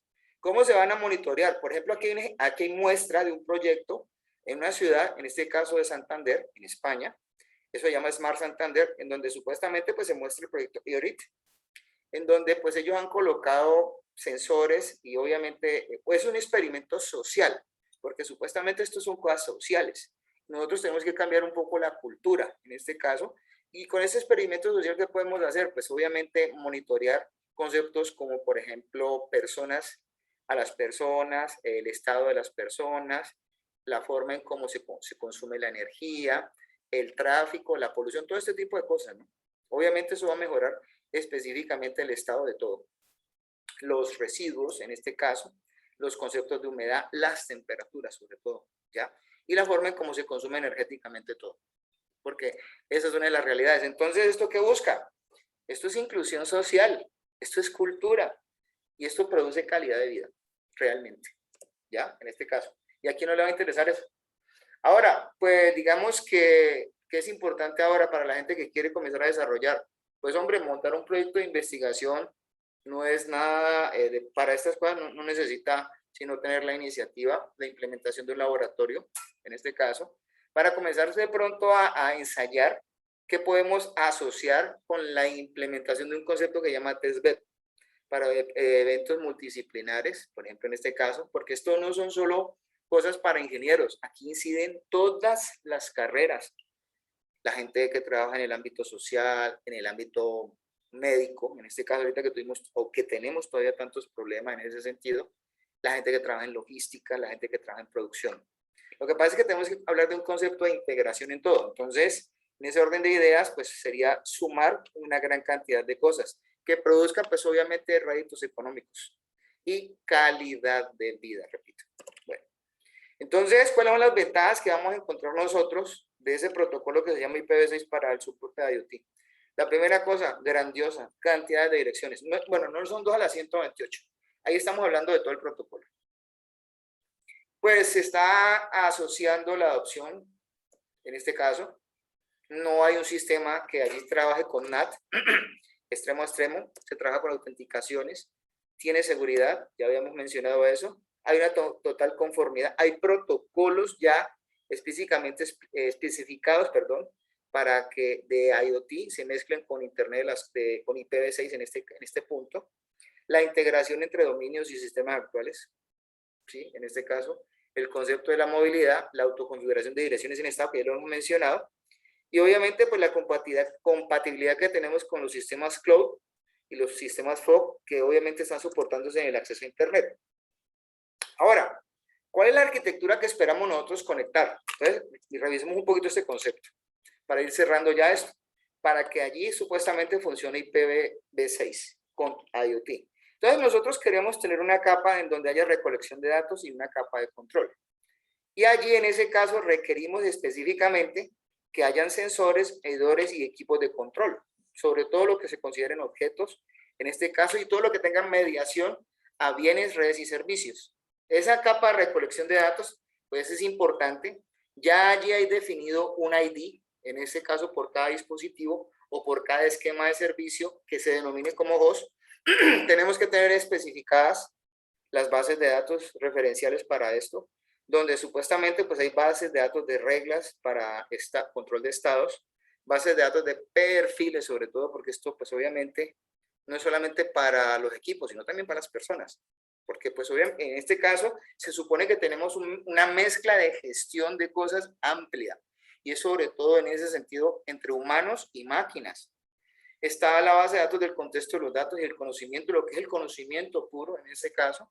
Y las bases de datos brutas y obviamente en este caso de mecanismos de convertidores de sensores y de métricas. Entonces necesitamos normalización. Entonces hay que tener allí asociado un esquema de análisis, esquemas de seguimiento en tiempo real, por ejemplo, en este caso para hablar de conceptos sincrónicos, ¿sí? Para mirar, pues obviamente muy bien el esquema de predicciones y observacionales. Ahí está pues muy amarrado el concepto del machine learning, muy amarrado el concepto pues obviamente del big data, en este caso, ¿sí? Y obviamente también los mejoramientos en ese orden de ideas de lo que son lo que tendría que considerar uno después de lo que hace un análisis predictivo. Toma de decisiones.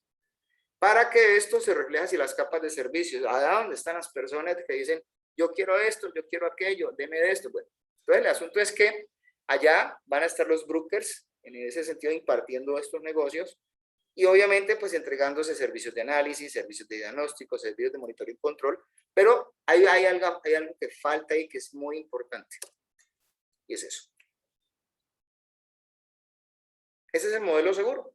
Entonces el modelo seguro es verticalizado, o atacado no, sino refrendado verticalmente, en ese caso por la presencia de IPv4 o IPv6, pero amarrado a una cosa que se llama IPsec.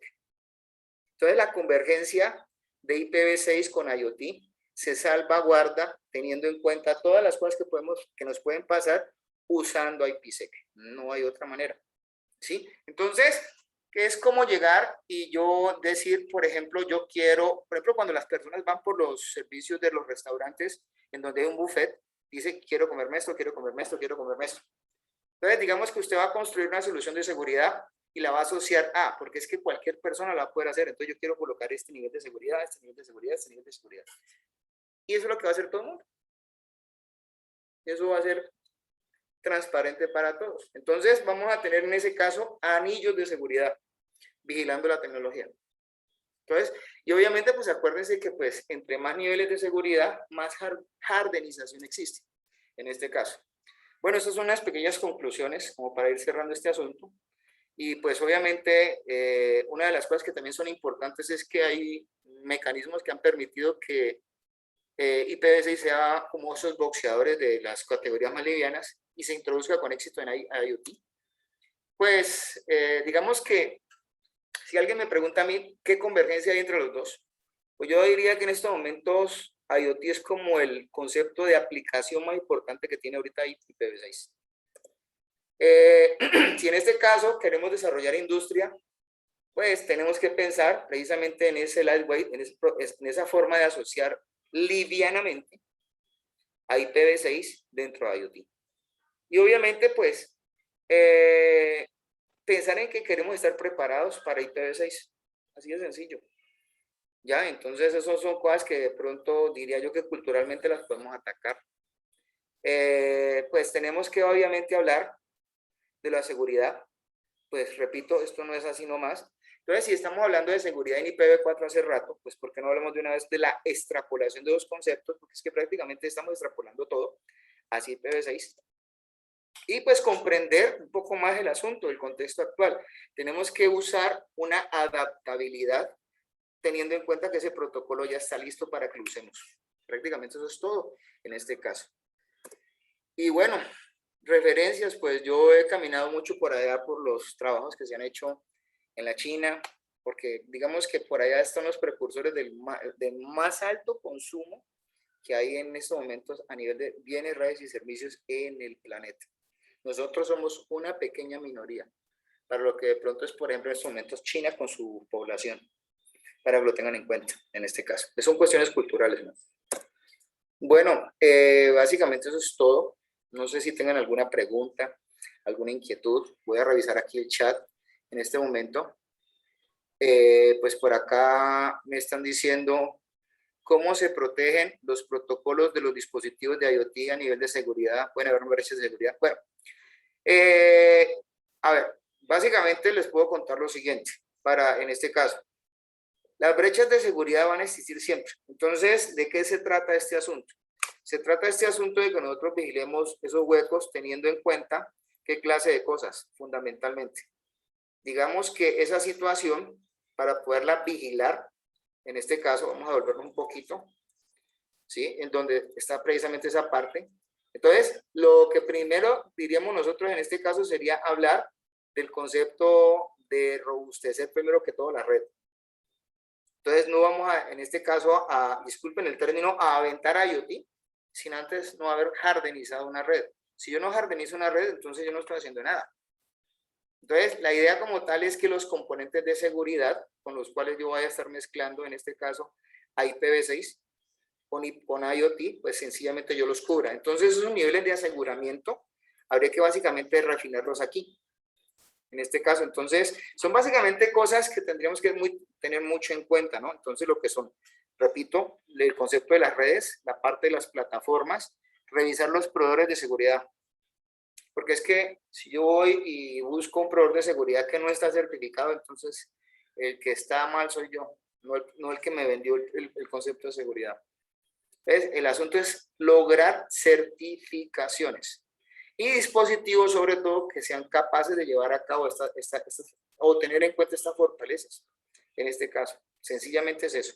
Los objetos, ya cuando tienen asegurada esa organización, ustedes bajan precisamente a esa parte. ¿A dónde? Pues donde supuestamente se conceptuó el modelo, que es acá, en este caso, en donde pues puntualmente tenemos nosotros la implementación de lo que necesitamos tener en una arquitectura general. Esto es una arquitectura que ya se propuso en este caso, ¿cierto?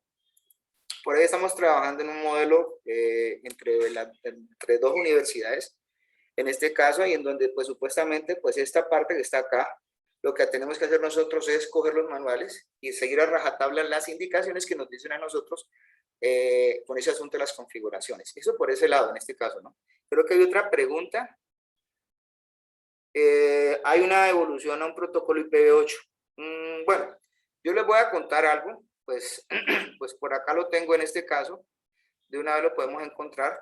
En este momento no he visto ese tipo de situaciones, pero sí está una cosa que fue lo que pues yo pensaba traerlo hoy, pero pues digamos que en ese sentido, pues aunque son supuestamente cosas que en este caso todavía se consideran conjeturas, este es IPv4 Plus. ¿Quién es IPv4 Plus en este momento para nosotros, en este caso? Pues es una alternativa fundamentalmente determinada, ya en ese sentido, para extender un poquito más la vida a IPv6, perdón, a IPv4, ¿cierto? Entonces, pues por ahí hay unos, yo creo que yo por aquí tengo el draft, creo que es este, ya lo he estado leyendo, en este caso, en donde pues esto ya es un RFC, esto obviamente pues que nos están diciendo rápidamente pues para no extender más esto. Pues nosotros estamos hablando de una estructura de extensión a IPv4, donde vamos a considerar una puerta con la cual supuestamente en este caso estamos determinando la posibilidad de todavía multiplicar el uso de las direcciones. Entonces, por ejemplo, esa DUR address en ese sentido es un número que obviamente en este caso se va a asignar. Entonces, de IPv4 Plus se espera que en este caso se manejen las debidas versiones. Entonces, por ejemplo, tenemos versiones de 64 bits. Bueno, hay versiones de 64 bits con 2 a la 16 puertas, 64 bits con 2 a las 64 puertas. Entonces, la versión actual, que en este momento está bajo estudio, es IPv4 Plus versión 2. En este momento, pues digamos que este es el formato, como por ejemplo, para que entiendan todos. Entonces, por ejemplo, yo digo, bueno, listo, esta es la puerta de enlace o la DUR que estamos hablando acá, ¿cierto? Que es una puerta de IPv4 Plus, ¿cierto? La DUR address y esta es la dirección. Entonces, ¿qué tocaría hacer?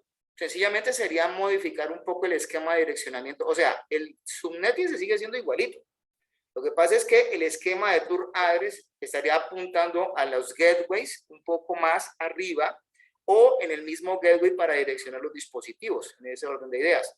Entonces, ¿el paquete en qué cambia? Pues cambia en el hecho de que supuestamente la versión sigue siendo igual. El campo, o sea, este es el header de IPv4. Entonces, tocaría colocarle opciones. Este campo tiene opciones y es donde supuestamente se va a considerar esa dirección. Ahora, ¿cuáles son los rangos de direcciones? Pues aquí, por aquí está Colombia, de una vez los voy a mostrar a ustedes. Por aquí estaba, ¿no? Pero acá está. Nosotros somos el 1.48 en el mundo. De ahí para allá ponga lo que quieran. Entonces, por eso era que la gente decía, no, es que IPv4 no es un protocolo jerárquico. ¿Cómo así?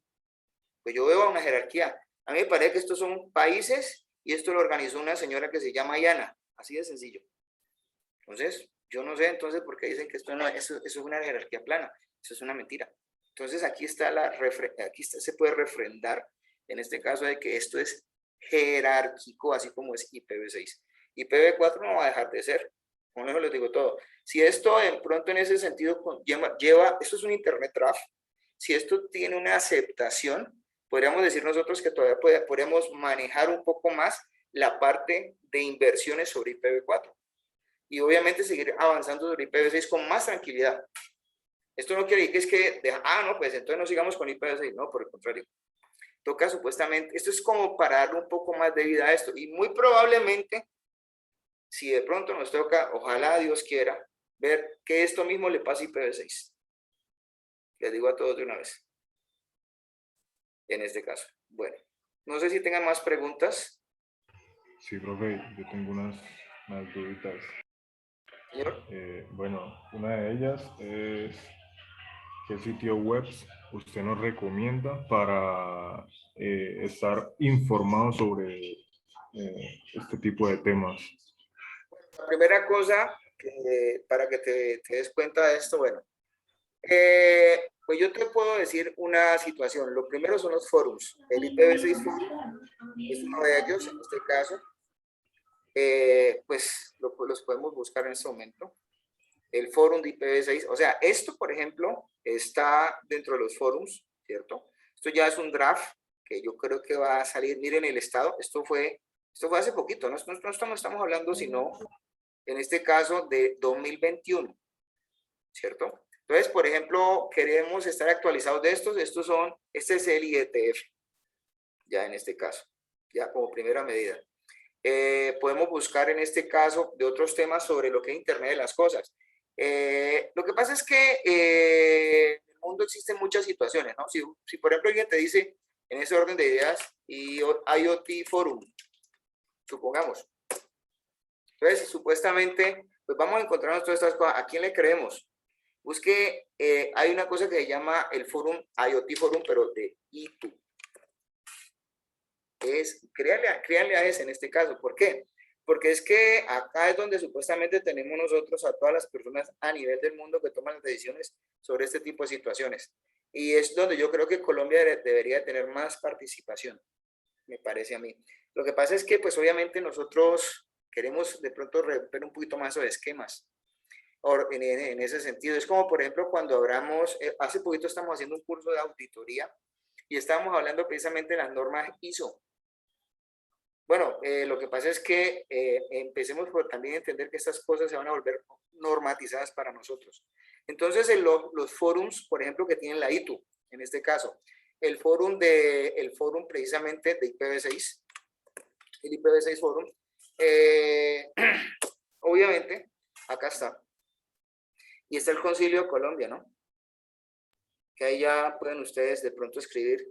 Ellos han formado hasta grupos, ahí es donde valen la pena esos grupos de WhatsApp, porque pues obviamente uno se da cuenta de las invitaciones, de todo este tipo de situaciones, en donde formalmente la gente pues accede a conocimientos. Ellos, por ejemplo, también venden capacitaciones. Hace poco nosotros hicimos la facultad del programa, nosotros estuvimos en charlas con ASIEM. ASIEM, por ejemplo, ofrece capacitaciones, sobre todo en esta parte, en este caso, y sobre lo que es el manejo de Internet de las Cosas. Y estamos hablando de la Asociación Colombiana de Ingenieros y Eléctricos y Electrónicos y ¿qué otra cosa adicional de esto?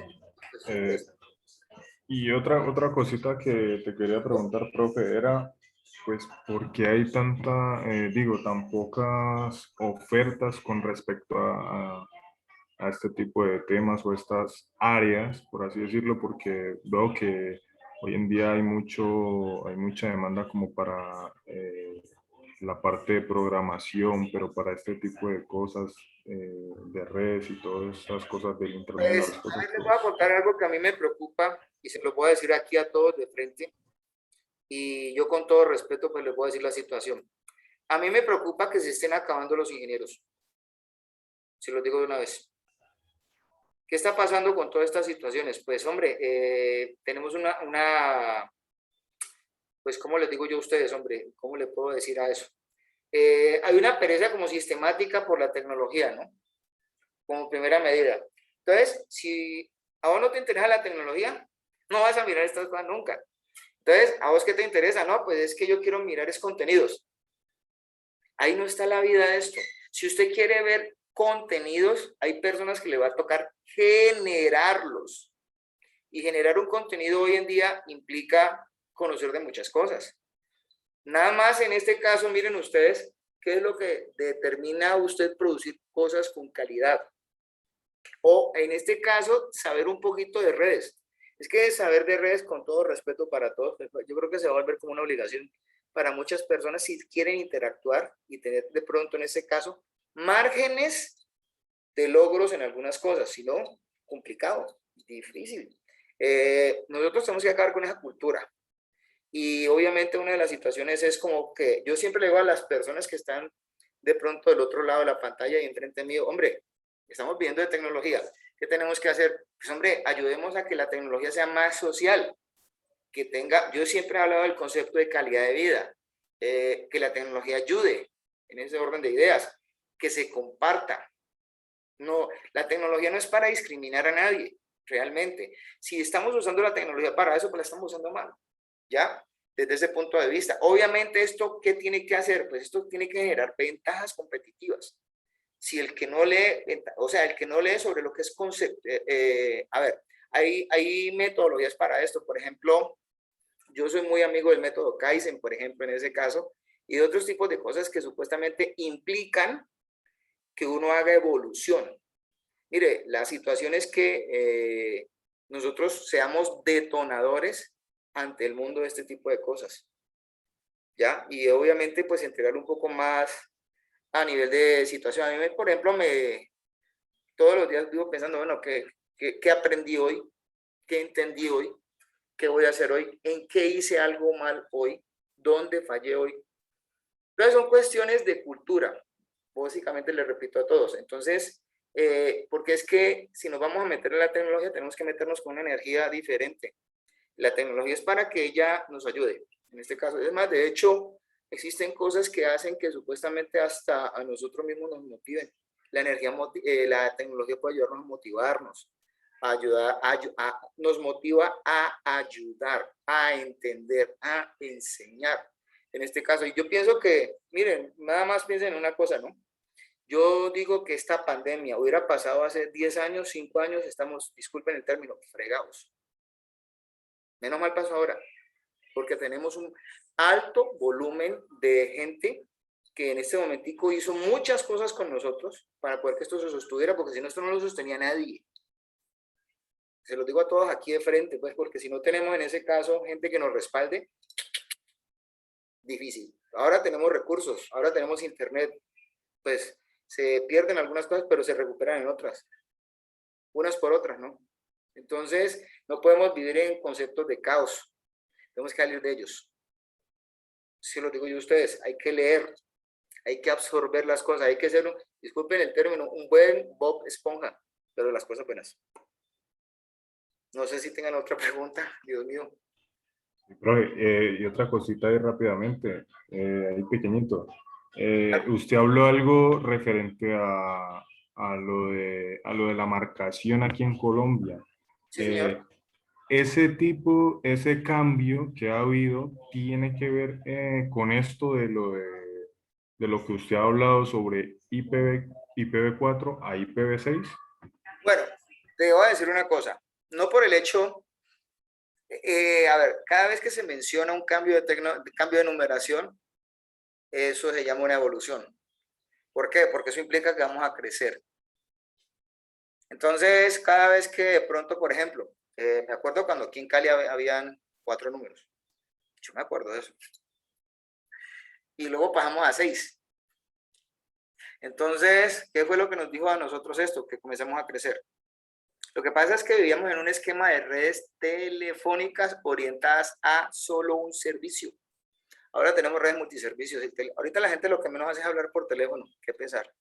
Eso es chévere, escuchar a las personas. Ahora hacemos videollamadas, chateamos, hacemos whatsappeamos, todas esas vainas. Entonces, fíjate que lo que se ha considerado ahorita es una extensión y una modificación de los protocolos de direccionamiento de los nodos.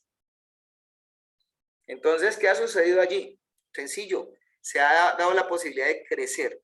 Entonces, muy probablemente el detonante, sí, claro, están las cosas que necesitan direccionarse. Estamos mejorando calidad de vida, eso hay que hacerlo en ese sentido. Lo que pasa es que nosotros tenemos que vencer culturalmente muchas cosas.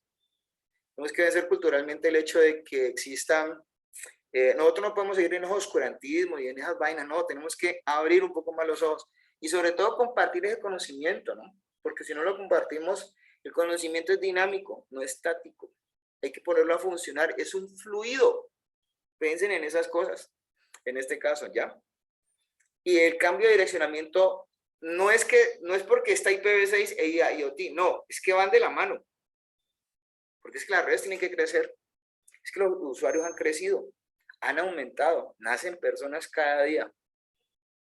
Nada más, vea, a mí me da terror, disculpen lo que voy a decir, pero si yo, por ejemplo, naciera en ese momento en la China, yo no estuviera naciendo sin conocer IPv4.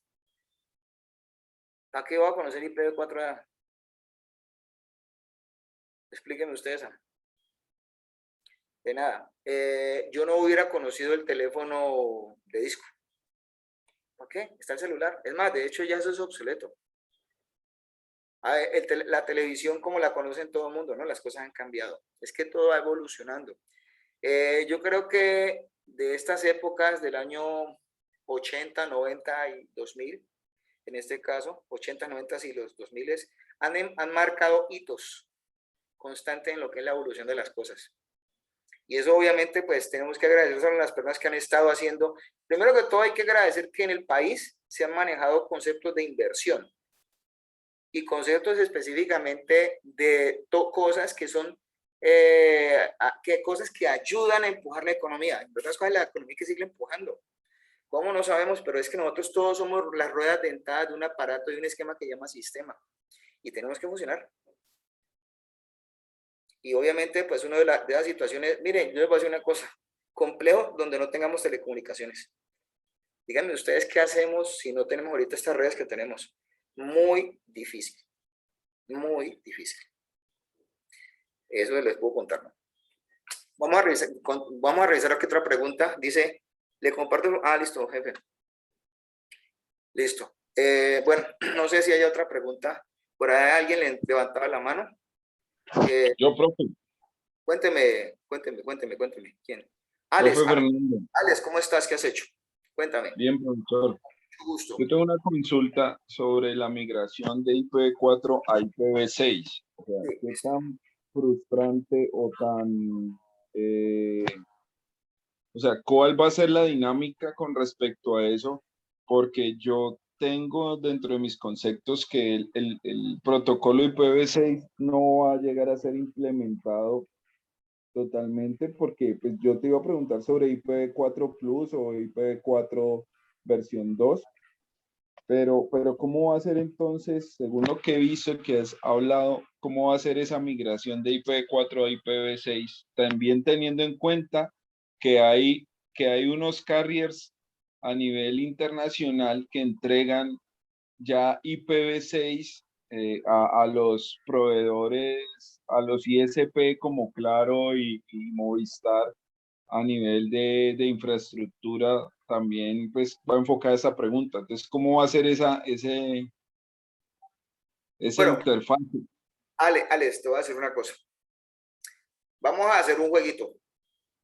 Vamos a suponer que yo soy el dueño de uno o dos carriers. Digamos que quiero saber para dónde va este negocio. Así de sencillo. Entonces, me dicen, hombre, despliegue IPv6. Yo lo despliego porque es que, ¿tú te das cosas? Yo estoy hablando de IPv6 desde el año 2009. Nosotros hicimos el primer proyecto de despliegues y comenzamos a tener contacto con IPv6 en el 2004. Ya en el 2009, pues digamos que ya nos permitían, digamos, entrar en el detalle de esas cosas y comenzamos a desarrollar esas situaciones. O sea, nosotros en el cuento de IPv6, y digo nosotros porque Colombia lo ha hecho, lo que pasa es que ya Colombia se destapa, digamos que un tiempo después, con base en este tipo de situaciones. Ya por ahí en 2014, 2015, 2016. ¿Listo? Entonces, a nivel internacional existe una iniciativa de poder soportar lo que en este momento se está llamando el tráfico internacional, porque resulta que no le podemos dar tanta cabida a lo que está actualmente direccionado en IPv4, porque es que está colapsado. Tenemos colapso en ese sentido, en este caso. Si yo, por ejemplo, tuviera en la mano el grupo accionario de un carrier, mayoritariamente en donde se supone hay venta de servicios de conectividad, porque es que ellos no le van a vender accesos a los usuarios finales. Estamos hablando de gente que vende volúmenes de información, grupos de circuitos. Entonces, yo pensaría que actuaría en la inversión de IPv6. Sí sigo de cerca IPv4, pero no lo voy a dejar. IPv6. ¿Por qué? Es que IPv6 ya tiene una madurez. IPv6 no salió hace 2, 3 años. O sea, yo empecé a estudiar estos asuntos por ahí en el año 92, 94. Y nosotros nos encontrábamos en las direcciones de unos servidores disque Linux. Y es que ve esa vaina que es, ¿no? Es que IPv6. ¿Y qué hacemos con IPv4? No pongas eso, pues. No lo va a usar nadie. Vean, mírenlo aquí. Estamos hablando del año 94, cuando en ese momento se dispararon a nivel mundial el RFC 1918, el NAT, el BLSM y el CIDR. Entonces, en este momentico, yo ¿qué les digo a la gente? Consuman IPv6. Es que es necesario, porque es que se nos hizo presente Internet de las cosas. Este draft del que estamos hablando necesita todavía ser soportado por el concepto de las máquinas que tenemos a nivel mundial. Eso no va a cambiar. Lo que pasa es que esto le va a dar un poquitico más de vida a IPv4, pero es que nosotros tenemos que entender de que si montamos una red de IPv4, ella no va a desplazar la de IPv6 porque son dos redes lógicas. Es que IP es un concepto lógico. Entonces, ¿a mí qué me permite la parte lógica? Pues hoy en día, mire, no digamos mentiras, la parte lógica me permite tener a mí vidas paralelas. Y díganme que no. Yo vivo en esta red y vivo en esta red. ¿Por qué no lo puedo hacer? Entonces, ¿eso qué va a permitir? Una diversidad de consumos. En este caso. Yo diría que desde ese punto de vista, esa diversidad de consumos está específicamente puesta para que todos, en este caso, discurran y puedan hablar puntualmente con la libertad que quieran. ¿Dónde quiere usted estar? Mira, por ejemplo, hace poquitos días, en este caso, estábamos hablando con unos personajes, unos desarrolladores de una app que buscaba precisamente o escogerle a uno con base en unos manejos de opciones dónde ir a rumbear que fuera más bonito, bueno, bonito y barato. Qué chévere. Y uno le revisaba preferencias, ¿no? Entonces, ¿qué tenía que hacerse con eso? Pues soportarlo en un servicio. Entonces, hay dos posibilidades para que no pierda conectividad. Está la red de IPv4 y la red de IPv6. Las APPs. El mundo de las APPs necesita direccionamiento con eso. Nada más por mirar un caso muy particular de un consumo de un servicio. Ahora, no nos digamos otra cosa. Las redes de disposición de bienes consumibles, la comida, todo este tipo de situaciones, pues involucra que tengamos en cuenta ese tipo de situaciones. Mire, nosotros tenemos que asegurar conceptualmente dos cosas en la vida de los seres humanos: salud, educación y redes de consumo. Porque con base en eso es que hemos estado sosteniendo la economía. ¿Ya? Entonces, esas son las situaciones que ahorita están marcando la parada. Y no vayamos tan lejos. Educación. Tenaz, pero así es. Entonces, no es que estemos diciendo que IPv6 no va a ser montado. IPv6 está de rato montado por todos lados. Pues yo lo veo así, ¿no? En este caso, por ahí desde el año 2009, que se estaban, es más, la literatura sobre esto es extensa. Es muy extensa. Es que ya uno dice, voy a escribir un libro sobre IPv6. ¿Para qué? Escribí uno. Y de hecho, pues tengo que mejorarlo porque en ese momento se hablaba en ese libro de la forma de concebir una idea de migración. Ese libro está por ahí. Por ahí está. Si quieren, yo pues con todo respeto se los comparto. En este caso. Eso se llama, me parece que es IPv6 una realidad. ¿Cierto? Por ahí está. Lo que está. ¿Cierto? Entonces, pues es importante, pues, o sea, aquí pueden, en este caso, leer cómo se hace un proceso de migración y obviamente, pues, cómo se da en este caso la disposición como tal, obviamente, de la, o sea, esto no es mío, ¿no? Yo no estoy vendiendo libros, eso lo están vendiendo. Yo cedí los derechos de autor, así que tranquilos. En todo caso, pues, ¿cómo hacer una migración? De hecho, pues, aquí está la forma de poder nosotros precisamente migrar, que obviamente nos dé los mismos, nos mejore los beneficios de IPv4. Yo lo enfoqué en ese sentido. Entonces, para esto, pues hice una investigación de años. Y obviamente, pues, para no ir a decir, no, pues, ¿para qué vamos a escribir un libro? Sí se valió la pena. Allá se consultó un señor que se llama Patrick Grossetet, que es un francés, que ese fue el CEO de una empresa que se llama Cisco Systems, que asistió en su buen momento a la migración de toda la China. Y si la China está haciendo eso, por algo será, ¿no? Bueno. Muchísimas gracias, Mauricio. Lo mismo, hombre. Dios te bendiga. Muy amable. No sé si tengan alguna otra pregunta. Jovencito, no sé, Alex, si te quedó eso conforme. Sí, profe. No, preguntas así a nivel, no, de pronto una a nivel de dispositivos. Nos toca migrar entonces todos. No, Alex, es que todos tenemos que hacerlo. Alex, pues es que la realidad es esa, mi viejo, porque si nosotros no migramos, nos quedamos. Y piensen en una cosa, ¿no? Todos los dispositivos que tenemos que tener en cuenta tienen que ser dual stack. Todos.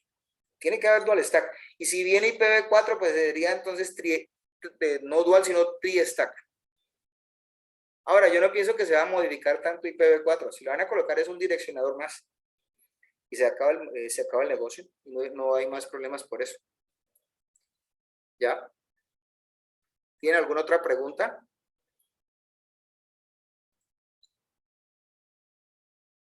Con mucho gusto, hombre, Víctor. Muchísimas gracias. Muchos saludos. Bueno, profe, creo que no hay más preguntas. Muchísimas gracias por la oportunidad. Bueno, creo que es un tema muy pertinente y teniendo en cuenta cómo ha evolucionado los sistemas de telecomunicaciones y los diferentes protocolos que hemos ido utilizando para resolver las diferentes necesidades que hemos tenido a nivel de interconectividad, a nivel de comunicación y también, como usted decía, profe, sobre los servicios que se están prestando en un solo paquete, en una sola línea prácticamente, ¿sí? Sí, está alineado, jefe. Precisamente. Entonces, muchas gracias al profesor Fernando, al ingeniero Kevin por atender este espacio y a todos los participantes que estuvieron conectados el día de hoy. Los invito a diligenciar el formulario de asistencia, que voy a ponerlo de nuevo en el chat. Y pues prontamente estaremos informando de otro evento que tengamos en esta área. Bueno, lo hacemos en F, en particular le invito, se llama sobre redes SDN. ¿Listo? Correcto. Eso lo estaremos anunciando en las diferentes redes de la facultad y en la universidad. La conferencia queda publicada en el fanpage de la Facultad de Ingeniería. Los que estén interesados pueden verla ahí en la página. Jefe, pregunta que si la grabación de la videoconferencia la mandan. Pues yo, si la jefe me la presta, yo la cuelgo en YouTube, ¿no? Pues... Profe, ¿sí? Qué pena, profe. Ya está colgada en este evento, se hizo transmisión en Facebook, en vivo, o sea que apenas terminemos ya la pueden volver a revisar en la página de la facultad de Facebook. Listo, jefe, muchísimas gracias.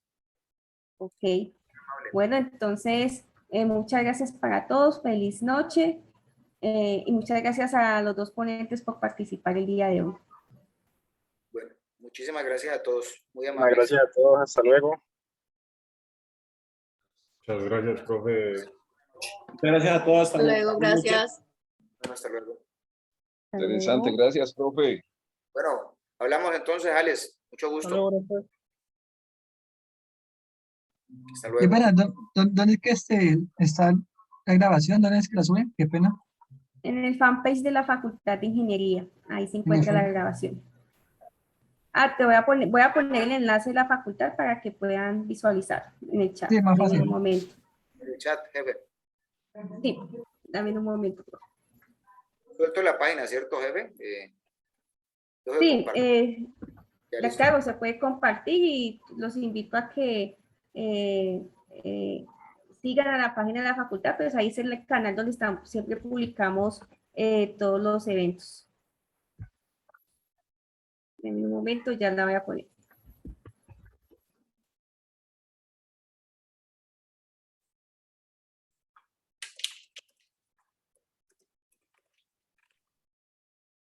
Listo, ahí ya está el enlace para que puedan ver la grabación de la webinar del día de hoy.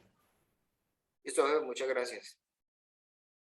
Bueno, hasta luego, feliz noche para todos. Bueno, jefe, gracias. Que pase buena noche. Muchas gracias. Muchas gracias también, profe, por la conferencia.